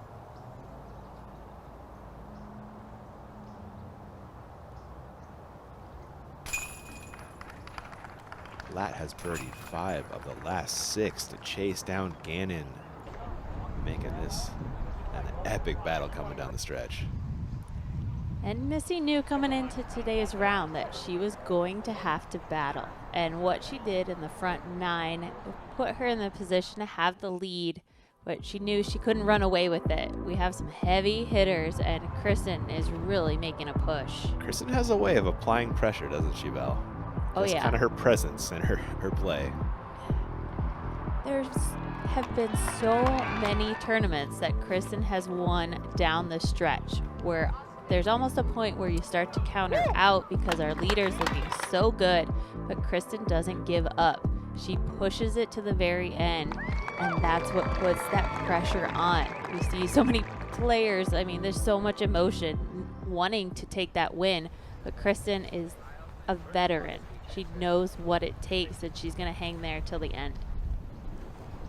He is a true champion on the Pro Tour. And having so many wins in such dominant style, Kristen really brings that presence to the card, especially when she's shooting well. So Missy still has to stick within her own mind in her own game if she wants to come through with the win. Hanley has a nice approach and a birdie putt coming up on 18. She is currently tied with Evelina for that 5th place, so a putt there would mean something in points and dollars for Hanley. We'll show you that once she gets there.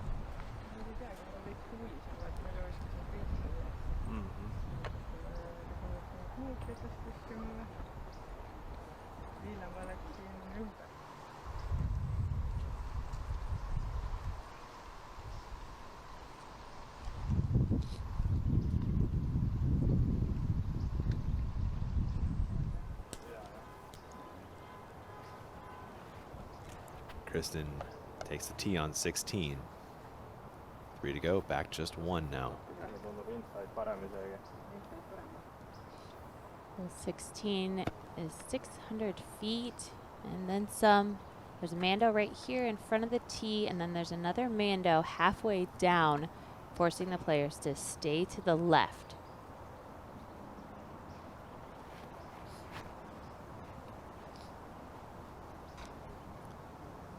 Early tree, that was high and right out of Kristen. Birdie gone, right? You give it a maybe? I'm not sure. I'm not sure Okay. how far she was able to get it. It did look like it had enough flight. Perk, what do you think as we watch Gannon about that Kristen drive? Is birdie still in play, or is that too far back? No, I don't think birdie's in play. I even think the par is pretty hard. She still has to navigate the Mando, and there's just such a pinch point with the OB left at the canal. Missy's going to throw a nearly identical shot to yesterday and misses everything, and she's on the hillside left. That opens up the angle. Advantage Gannon. She is so good at bouncing back, Val. Thank you, Perk. What a shot, though. That was perfect. Pierce. She is 2 ahead of Sarnan, 5 off of Lat. Just needs to avoid any kind of big boo-boo coming down the stretch. That's a good one, though. Yep, right next to Missy.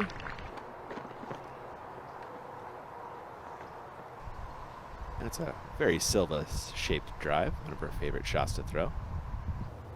Stepping up now. 3 to go, trying to track down Pierce for 3rd in that podium finish. Yep. That's great. Lives up to her billing.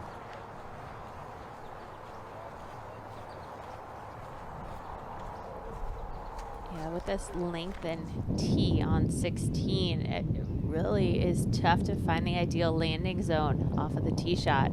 On 18, Solonen and Hanley have dueling birdie putts to break the tie. Evelina up first. Great effort. And that means Hanley will have this to grab a solo fifth. And to finish off the podium for the first time. Fifth isn't bad.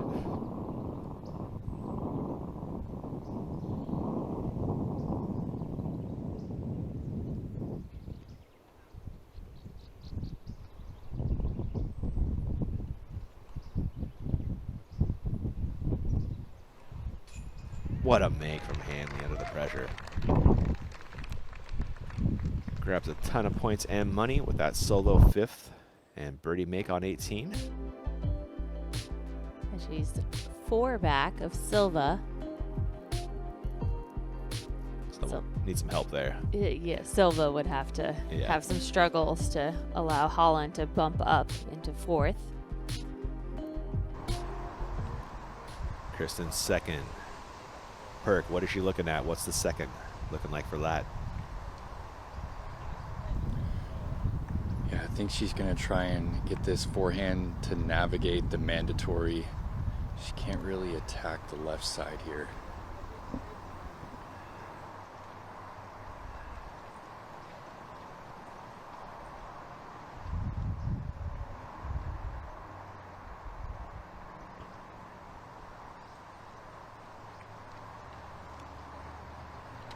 Taking her time on this very important second.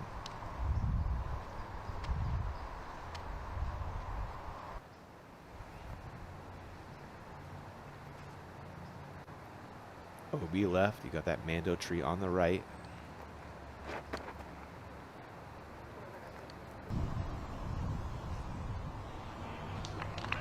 Really nice throw from Kristen to stay up on that ridge line.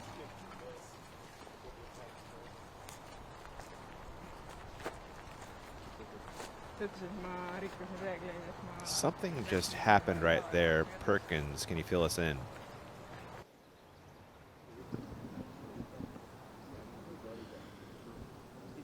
I saw someone mention something to Kristen. I don't know if there was a foot fault called right there or...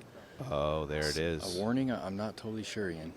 We just saw it in replay, Perk. She kicked the disc before the disc was out of her hand with the plant foot. You'll see it. Oh, she just slipped a little, huh? She landed behind the disc, Yeah. and then that plant foot slipped forward to bump the disc. Oh, man. So that's a stroke. Immediately, right? That's a tough one to call. Wow. And it was called by a marshal. So that's an official call. Gannon. Can this hold on to inbounds?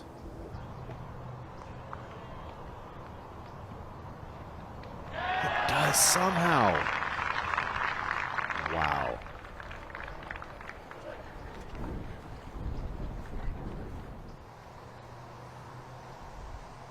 Ugh. And you're correct. It would be an additional stroke added to the score for Kristen. I understand it. I'm not sure I like it, though.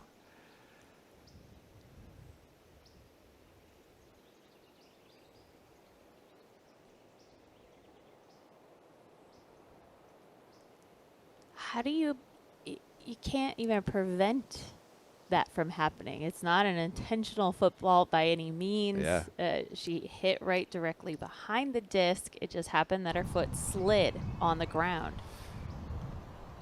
Gannon has a replay of her near OB seconds. Somehow this held on. He's comfortable. At the same time, but the disc was up like a couple of holes ago. He is comfortable Disc was calling out of it the hand. like Way this. earlier when it hit the disc on the ground.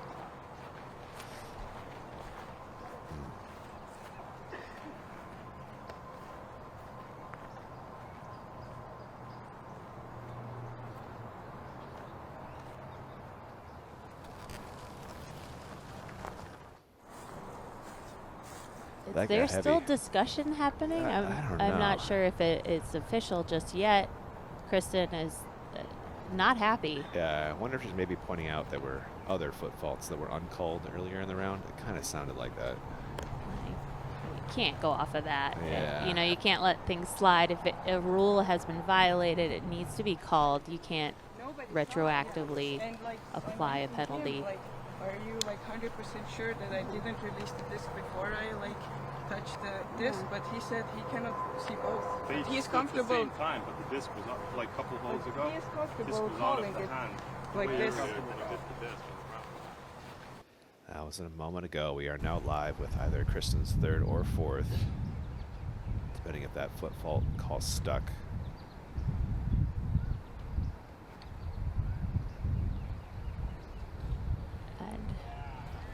Normally, if you're without a marshal, it's a foot fault can be seconded. Right. You want the group to be aware of it, but in this case, if a marshal sees it, that foot fault and that stroke is applied immediately. Yeah.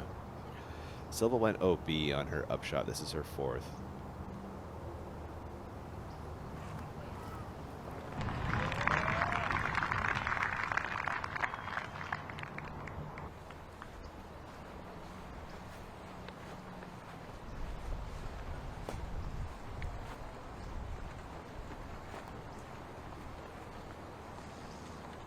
I hate for something like this to be coming into play and I know. you know, just for this to be in a conversation as, you know, every stroke matters as we head down the stretch. And especially right now. And it's not like Kristen was intentionally trying to do anything. It just what happened with her footing at that moment.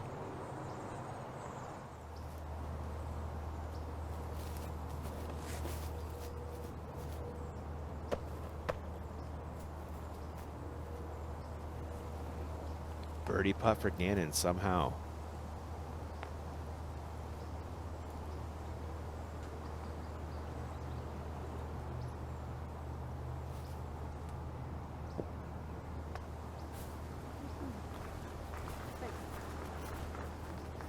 So Gannon will pick up a par.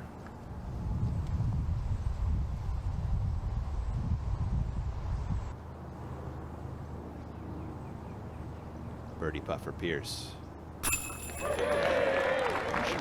Probably lock in third place, more or less, as Sarna is moving the other way.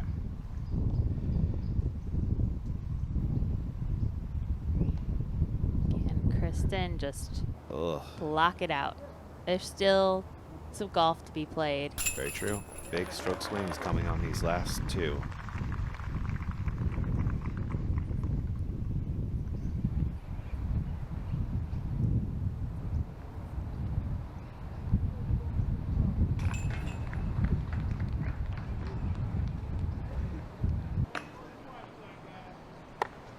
Gannon in for par. A two-stroke lead, 2 to go for Missy Gannon.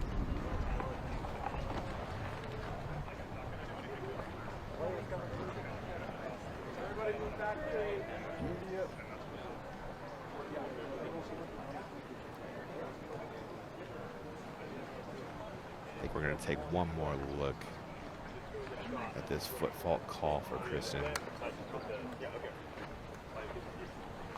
He was looking only at the disc moving, but it can also move after you have released the disc. It's not a football. They're fucking up. PDGA's director of competition, Phil Delone. I usually kick when I'm doing the shot, but that's what I'm saying. Like, is he like 100% sure I'm that 100% I sure. released the disc after I had moved the disc? And How he can said you- he cannot tell, but Yeah, like he is because he wasn't okay. looking It has when to the be disc called was Okay, released. telling How can me. you on make the a call? spot. Right. They Extra- can't extra use stroke. any video evidence, but we I didn't see do any have call. that benefit that we Yeah. can take a look. Yeah, but it's not a You foot saw fault when only the disc one moves on the thing. ground. It's not a foot fault. Foot fault is when you release the disc later after the disc on the ground has moved. It's But you definitely said moving. yourself, you said you didn't It's see very that. close. It's like a framer too, though. Let's go back. Well, just ask my Disc score not moving, from him. not I don't moving. know what my score is. I'm not gonna insert anything. Gosh, that's so close. Yeah, you can see it move. Literally the frame before the disc comes I out. don't even know. That's so Apparently I close. shouldn't be Well, throwing first.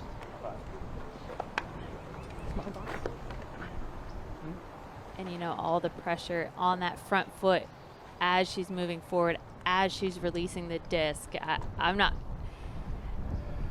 by the naked eye, literally you're saying by frame, it's almost impossible to tell. Yeah. But the fact that the disc moved, it was a visual for the marshal to show that her foot hit the disc. That's why he's calling it. Pierce on 17. And again, that supporting point needs to hit the ground behind your lie, which is the back of the disc, the back of the mini, before the disc is released from your hand. Yeah. Gannon up 2 again. 2 to go. This is not over, despite what we just saw.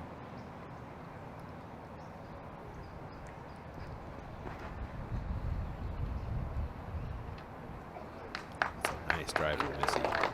And this round won't be over until you throw a nice, safe approach on 18's green. There's still some very tricky shots to be thrown. So, Kristen, no time to give up. Kristen's drive.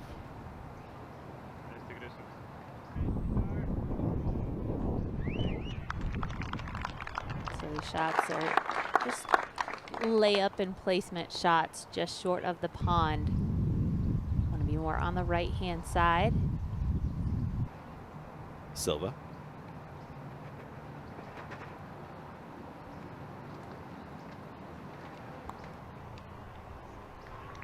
It stays off the OB green nicely. Ugh, a weird tension has to be had in the group right now. It got pretty weird right there. Perkins, what have you learned from the ground down there? Yeah, it just all happened so fast, right? The marshal called a foot fault, and they later discussed it with the players. None of the players seconded the call, but in the instance that the marshal calls it, you don't need a second. So it's an instant stroke for Kristen, and pretty unsettling. With you there, Berg. Thank you. But then it also, I don't know if this changes the scenario, but it's nice to not have any conflict between the players. It was an official call. It's not, you know, pinning one player against another, having to make that call. And this is a serious moment down the stretch of a major. It's great that the PDGA has staff on site.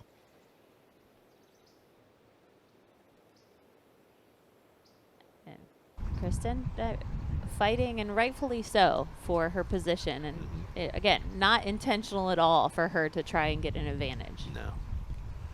Just a slip on the wet part of the ground right there, right? Yeah. Yeah. That dirt, you can easily slip. She landed directly behind her lie, but it just 1 inch too far. Gosh. Silva's second. Silva's back on that island. Kind of in between 3rd and 5th. 4 strokes one way, 3 strokes the other.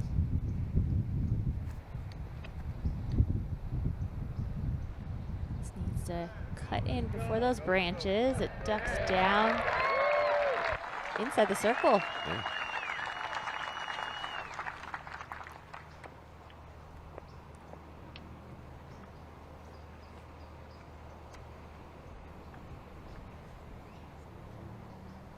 Funny, there's a play like this in the NBA the other day where Aaron Gordon had a buzzer beating dunk, and it was literally the same thing. Ball in his hand, one frame, out the next, and the buzzer like right there, like frame to frame. Happens again in disc golf. Pierce throwing 2.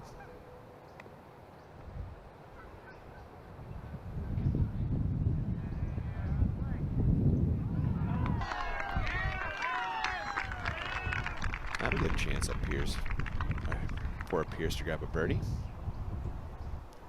Back 3 from Lat, who is grabbing range for her second on 17.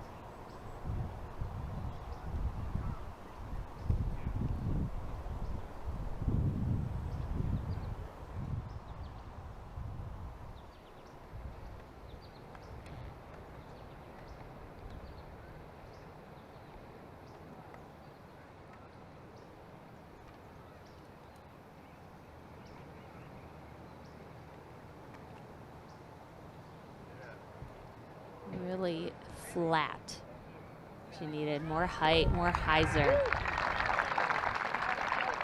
She'll have a circle 2 chance for the birdie at least.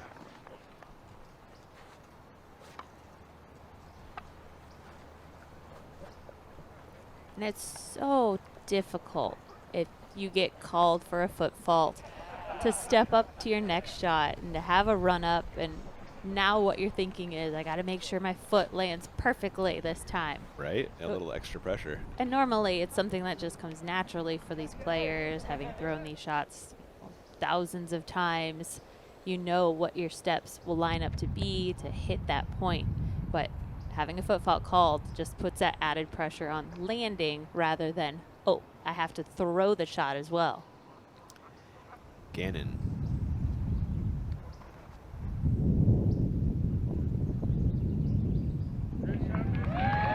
Lovely shot from Missy.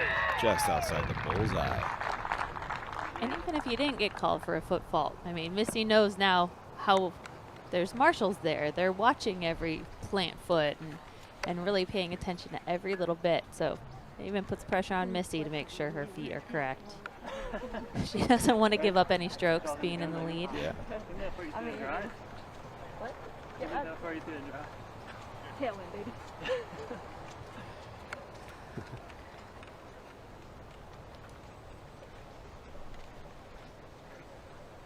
Kristen, they have it 42 feet on her birdie putt. Likely needs that to stay 2 back with 1 to go. Thanks to this beaut by Gannon.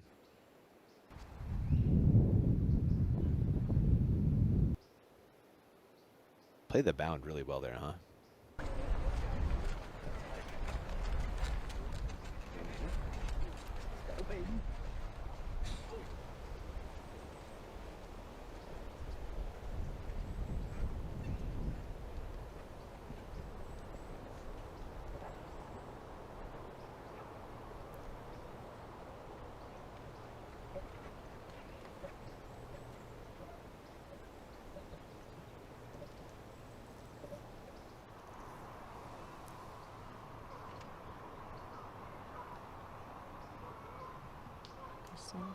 Having a conversation before stepping up to this lie. Long range, but attackable. And we know we're running out of holes. Kristen's got to go for it.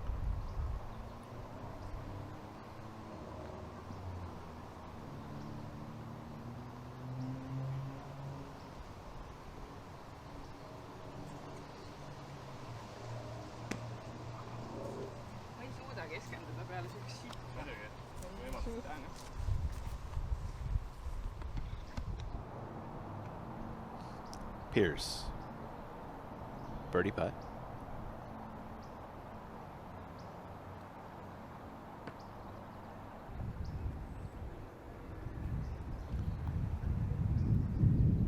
Paige on kind of an island of her own in third. Silva for birdie to get within 3 of Pierce.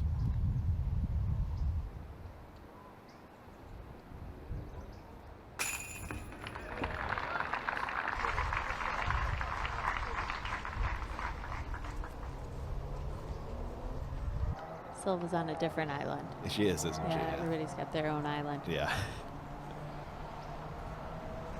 That's not quite the paychecks we're playing for these days, but maybe someday we'll pay. Birdie putt for Gannon to grab a 3-stroke lead with 1 to go. Does it. That's a great cushion to have going into 18. Yeah. 2 feels a little sketchy. 3 feels a lot better, I would imagine. We've seen quite a few doubles on 18 throughout the weekend.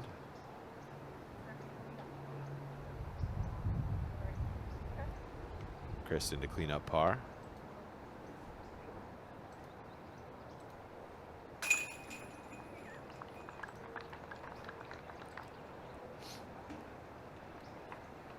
And Paige cleaning up her own. 1 to go. Gannon up 3. The Champions Cup.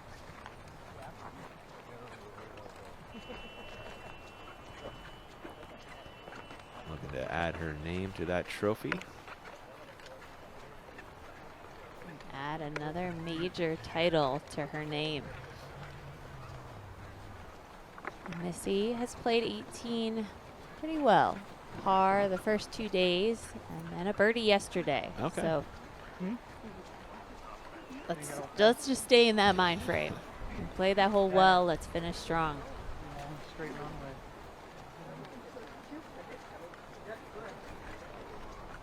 Be a really out-of-body experience when you're knowing that you're leading a major heading into one last hole. And we said, yeah, 3 strokes, you can be comfortable. 10 strokes, you can be comfortable. You still have to throw the shot in the air, make sure that you're getting the distance down the fairway to finish the hole out. We want good drives to land in this position here. You fly through the trees, hyzer flight to get here, and then you gotta make it inbounds from here. And there's no layup zone, really. I guess if you're way far back, you lay up to the short part of the pond, but you have to fly this flight over the water, bring it back, allow it to hyzer back, hit land, and you want that safe shot. And for Missy to have the 3 strokes, she can be conservative as she needs to. She can play it really wide and safe, and even if she doesn't land safe on her approach to the green, she needs to make sure she's crossing inbounds. Yeah. It's the tin cup situation, especially for that right-handed backhand thrower. If you continue to throw over the water and it doesn't cross, you're throwing from that exact same spot. Yeah, we have seen the 10 on this hole. It's happened. We just flew from Pilot Island over the green and back to the tee in our Flight Factory drone. 1 to go here at Champions Cup. Again, and bring it home. All right, Nate.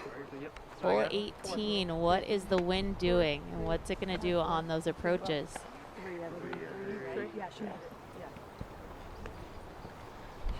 Yeah, Val, it's not the strongest that it's gusted all weekend, but it's still relevant. It's still that same difficult headwind, maybe a little bit right to left here, which will push the hyzers toward that left OB line.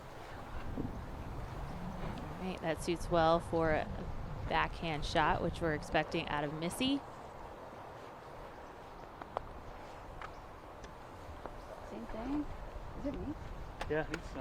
Yeah, you get Like a crossy wind? Or? Yeah. Orange, what do you think? I think I like orange.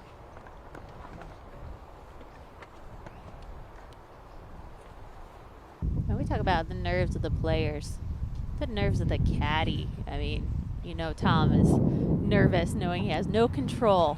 But he's putting all this positive energy toward his wife, Missy.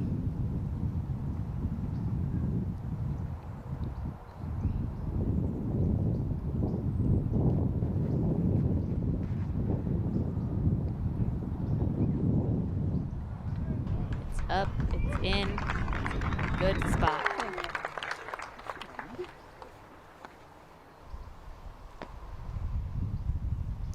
Silva next to tee.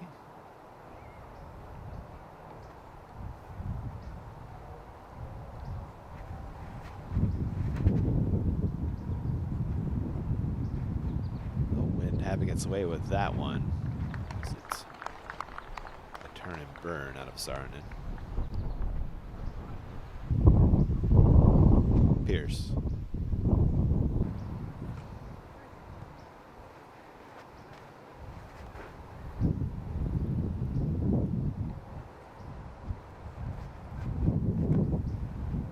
Sticks to that outside line.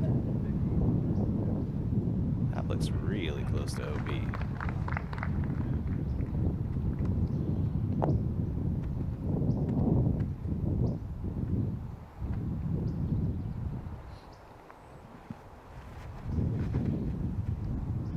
Kristen.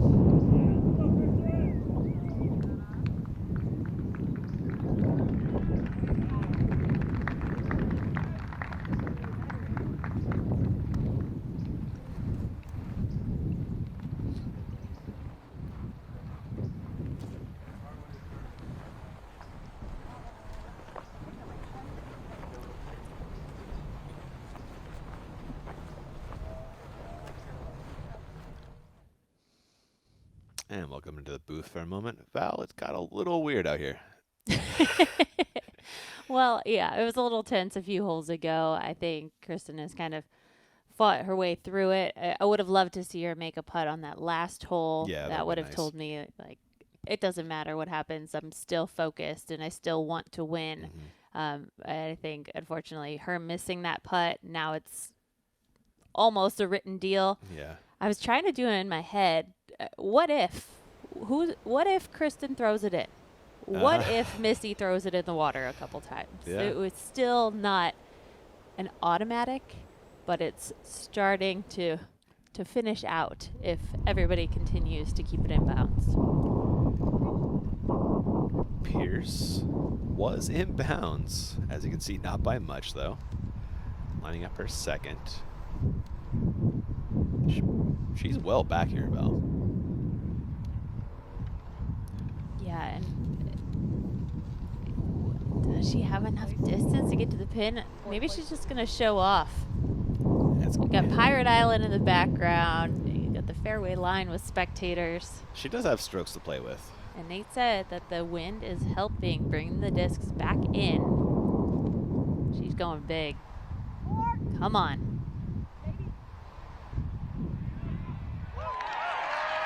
What are you calling 4-4, Paige? That was fantastic. Love it. What a show. She was sandbagging with that 4 call. What a shot.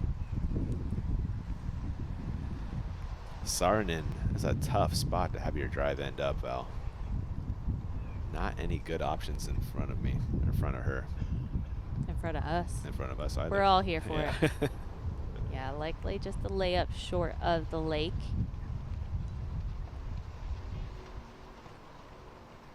You can go a little bit farther, but it becomes a little runway. I think it's about 10 feet wide on the left side of the lake. And yeah, she was trying to bite off a little bit too much. Ends up OB. But being on that island, it's not going to make any difference. Exactly. You just can't do it 10 more times, or there's still a handful of strokes. Yeah, she's got 4 strokes over Holland Hanley right now for 5th, or to maintain 4th, that is.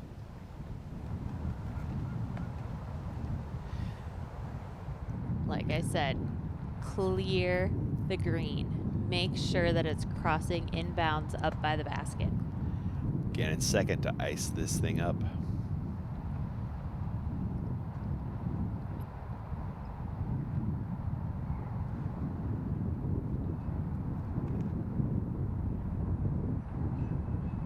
Yep, high, left, going OB, but she's taking it way up there.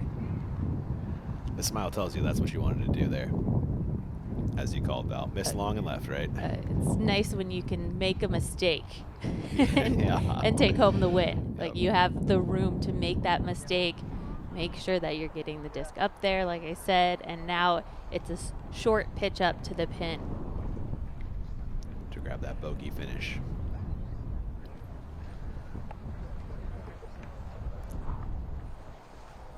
Kristen needs to throw this in.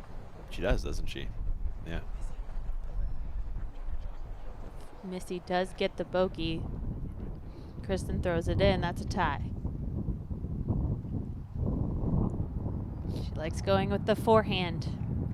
Let's see if she can line it up. She's been all over the basket from long range. True. We mentioned. Hit it a number of times.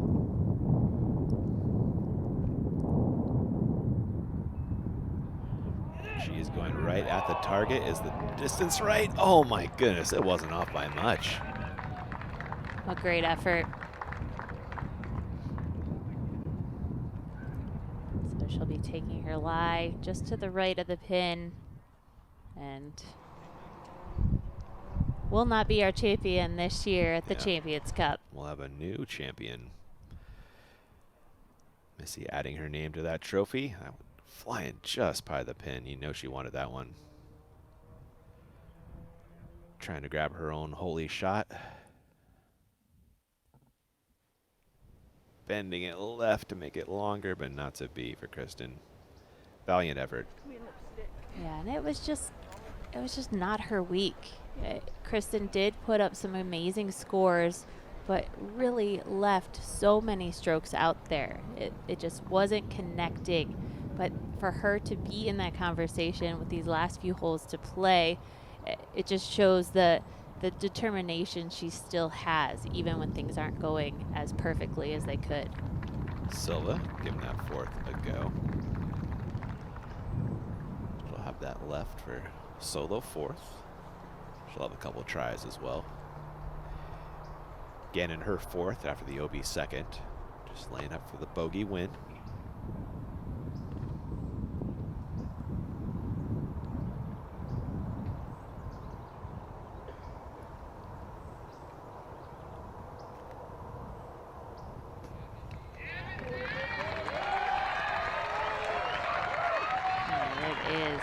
Drop in left for Missy Gannon to become a two-time major champion. Pierce just lays that up.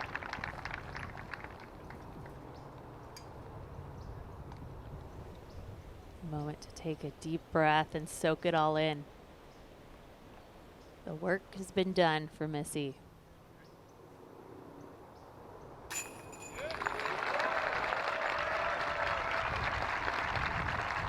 Saarinen in and sucking in the cheers for the fourth place finish.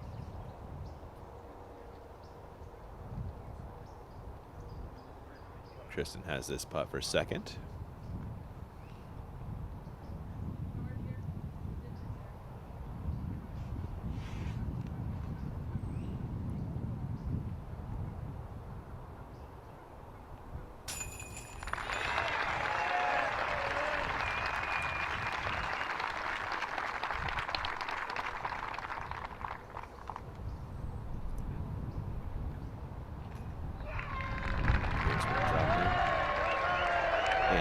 Champions Cup presented by OTB and MVP Disc Sports champion Missy Gannon.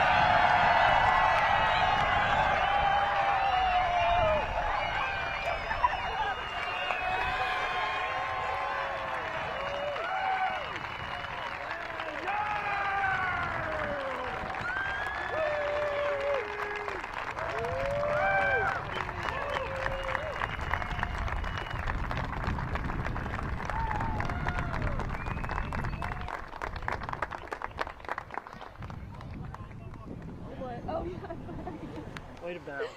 Thank you. Oh, sorry.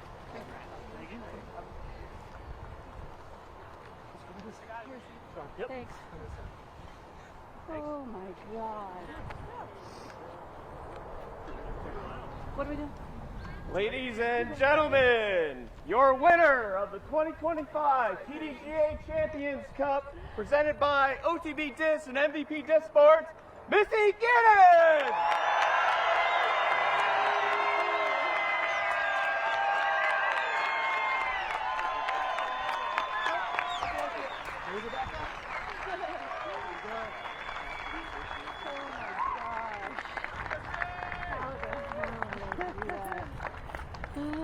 Okay, I broke it, sorry. I kind of broke it.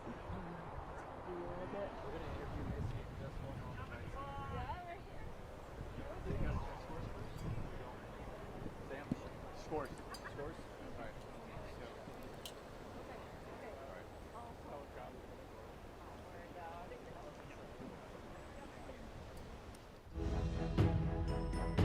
Let's watch some highlights from your winner, Missy Gannon. Big money Missy taking home a big paycheck today, Val. Yeah, she said, how did I do that? It just being so in the moment and focusing on each one of these shots. I mean, this was huge. She didn't necessarily need to make that putt, but that kept the momentum going. It kept her putter strong and kept that rhythm that she's been getting used to. And very clutch drive. She was so accurate. That was a huge moment there, knowing you got to get those birdies. It's going to be easy to focus on that foot fault call, but you got to focus on these great shots by Missy Gannon. Yeah, Missy was still able to stay within her own lane and finish off strong.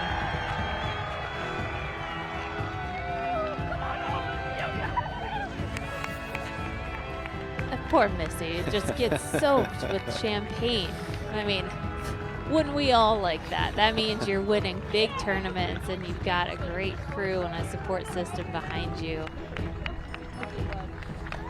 These are the unbelievable moments that are building her legacy. We talk about Missy Gannon a lot, just a consistent player, but now she is showing us with the stats, with those big wins. She used to work in a bank before she went on tour. Isn't that kind of funny? Big money Missy used to work in a bank. Knows how to count those bills. Too funny, too funny. 90% C1X. And a 3 under in today's wind. That's all she needed. An amazing round in the last 2 to get her into the position where she's contending for the lead. But 7 strokes difference, you know, like 6 strokes difference from what we saw in previous rounds. And that's just steady. The wind was fierce today.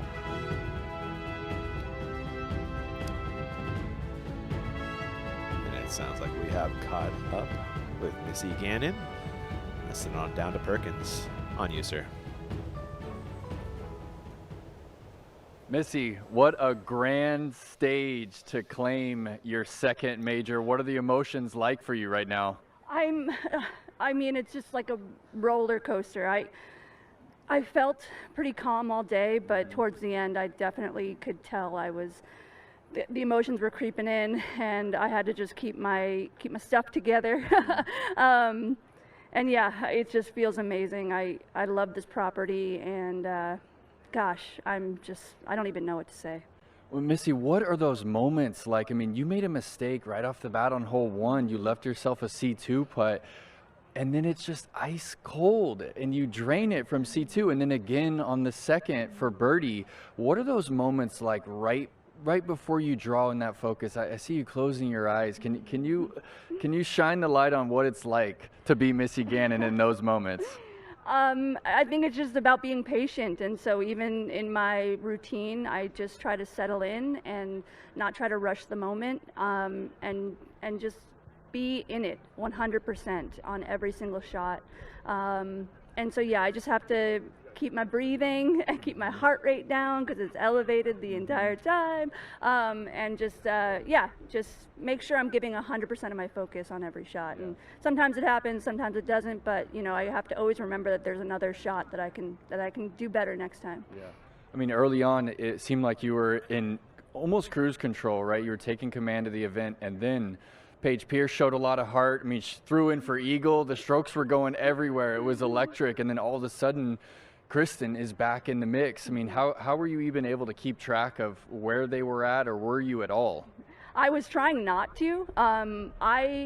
What I've done in all of the final rounds that I've been in contention, I kind of just think that the score is 0-0, and I try not to think about how many strokes I already have or what I have to make up. I'm just trying to shoot the best that I can every single round. Doesn't matter what's going on around me until about the end when I actually have to know what I need to do. So I was, again, just trying to stay in my own lane, be excited for the shots that warrant excitement. I mean, the throw-in from Paige was amazing. Yeah. It's like that's her purest shot, that putter shot right in the heart. It was amazing to watch. And I'm just trying to enjoy the round, even though it's hyper, exciting. And I just really got to take it easy and enjoy the golf around me. Well, Missy, I don't think people understand how high level the shots are coming down the stretch, right? 16 is a monster over there up against the canal with the OB. You threw a dime up on the left side, and then again, safe on the approach. And then the 17th, you bit off more distance than you had all week. Talk about those moments. There was a lot going on at that time, a little bit of confusion and things going on outside of just the, my game and my throwing. And so I was just, again, trying to center myself, get back to me, and be selfish in those moments and just remember that I have to focus on myself and I need to just do what I need to do. And so, it's not easy, but I found it, and I'm just happy that I did. Wow. Hey, California, Big Money Missy is your 2-time major champion. Congratulations.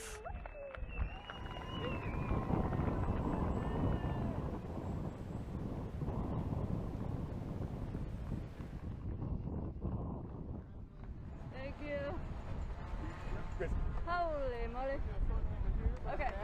Okay. Woo!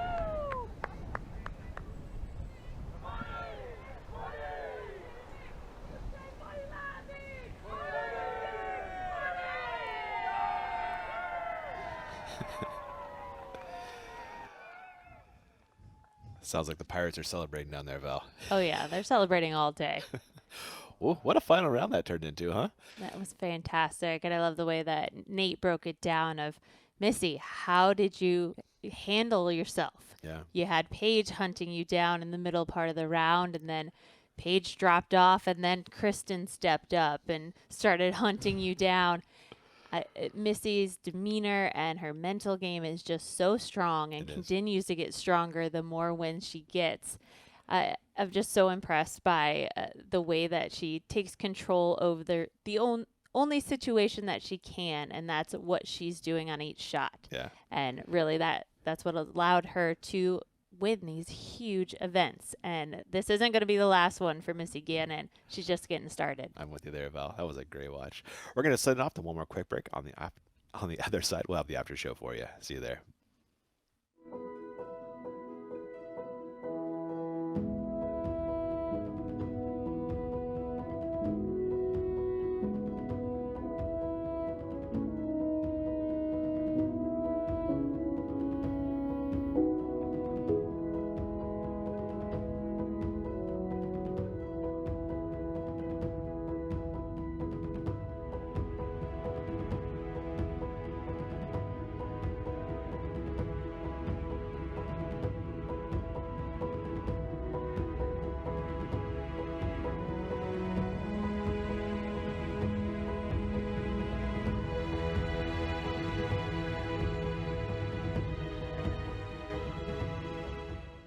Hey everybody, Joel Freeman here with Team Infinite, and I've got great news for you. My 2025 discs can be found easily at infinitediscs.com.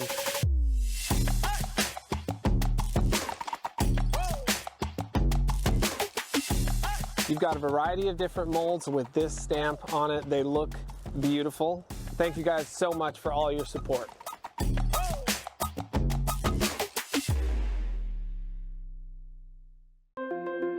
EDGE is a nationally recognized 501c3 charitable organization. What we do is we empower the teachers with complete programming along with the equipment and a standardized curriculum. So you have a one-stop shop for teachers and youth educators. That's really what EDGE is. It makes everything simple for the teacher to get involved with disc golf. If we want disc golf to be recognized, we need to introduce disc golf to the youth. And if nothing else, they've got a healthy game that they can enjoy with their families throughout the rest of their lives. My name's Holland Hanley. My name is Alberton, and we use the Easy Cart.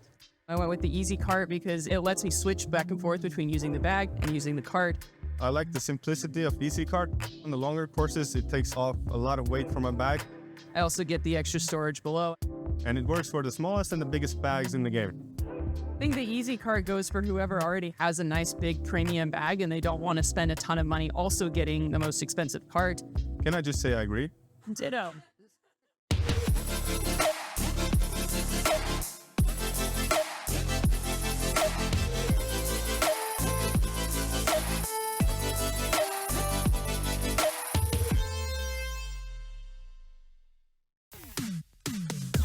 I sort of proved to myself that I still got it. Whatever is meant to happen with me will happen.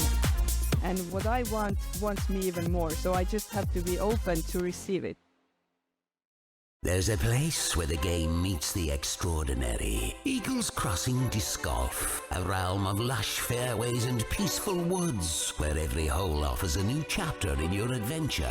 Explore this one-of-a-kind disc golf property that boasts not one, but 2 championship-level courses. Eagles Crossing is where your perfect round begins. Book your tee time online at eaglescrossingdiscgolf.com.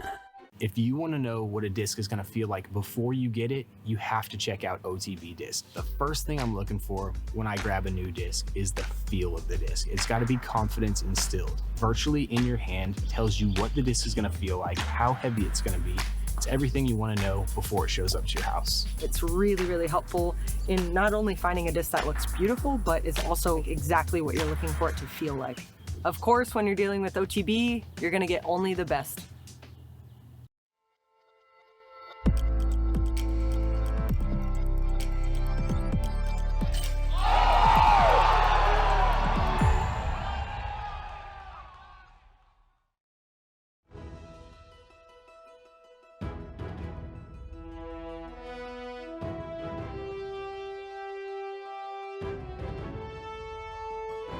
Welcome into Tournament Central. There's Holland Hanley giving your winner, Missy Gannon, the champagne shower. Oh, Holland nailed that. Turns out her friends are good at disc golf, so she gets a lot of practice with the champagne. Wow. What does this mean for Missy Gannon, big picture wise? Like, you know, she's constantly talked about as, you know, one of the top 3 players. Does this help kind of solidify those thoughts for you? Yep, 100%. Yeah, Missy, like I said at the top of the show, it's not that Missy is the best at any one specific thing. She is just a great, well-rounded player overall. And for her, being that consistent is what has allowed her to be in the mix all the time, keeping up with the top of the pack. And it's the moments where she can really clutch up. That's when she wins the big stuff. And winning the tour championships, those are the biggest events in her career. She does have the major title at the U.S. Women's, but I feel like with the biggest paychecks on the line, that's when you really feel the pressure. Every stroke is just money slipping out of your fingers. But for Missy, today is solidifying that she is one of the best in the game, and there are not many players in the sport that have been able to take down multiple major titles, and that, to me, solidifies your name in those history books. With you there, Val. She is firmly in that top 3 right now. Yeah. We're going to bring in our man, Nate Perkins. Welcome in, Nate. And I would be derelict in my duties, and there's pirates around, so I'm not trying to go for that. If I didn't ask you about that foot fault call, what are your thoughts? You're on the ground with everybody. Oh, man. What do you think, man? Yeah, I've been trying to, you know, develop an opinion about it since it happened, and you know, it's really tough, Ian. We look back on the replay, and it looks like she did kick it before, but it's just it's so marginal, right? It's so small, and it doesn't affect the shot, and it's like, should we really be enforcing those very minuscule details of whether the foot touched the disc before or not? It kind of it hurts for it to happen in a moment like that and to affect the outcome, the potential outcome of the tournament in such a dramatic way. I mean, Missy did like lay it down on 16, 17, and 18, but if it's 2 back going into 18, it could have been a totally different like pressure dynamic. So it had such a big impact, and it's always tough for it to come down to a rule calling. Yeah, I'm with you there, Nate.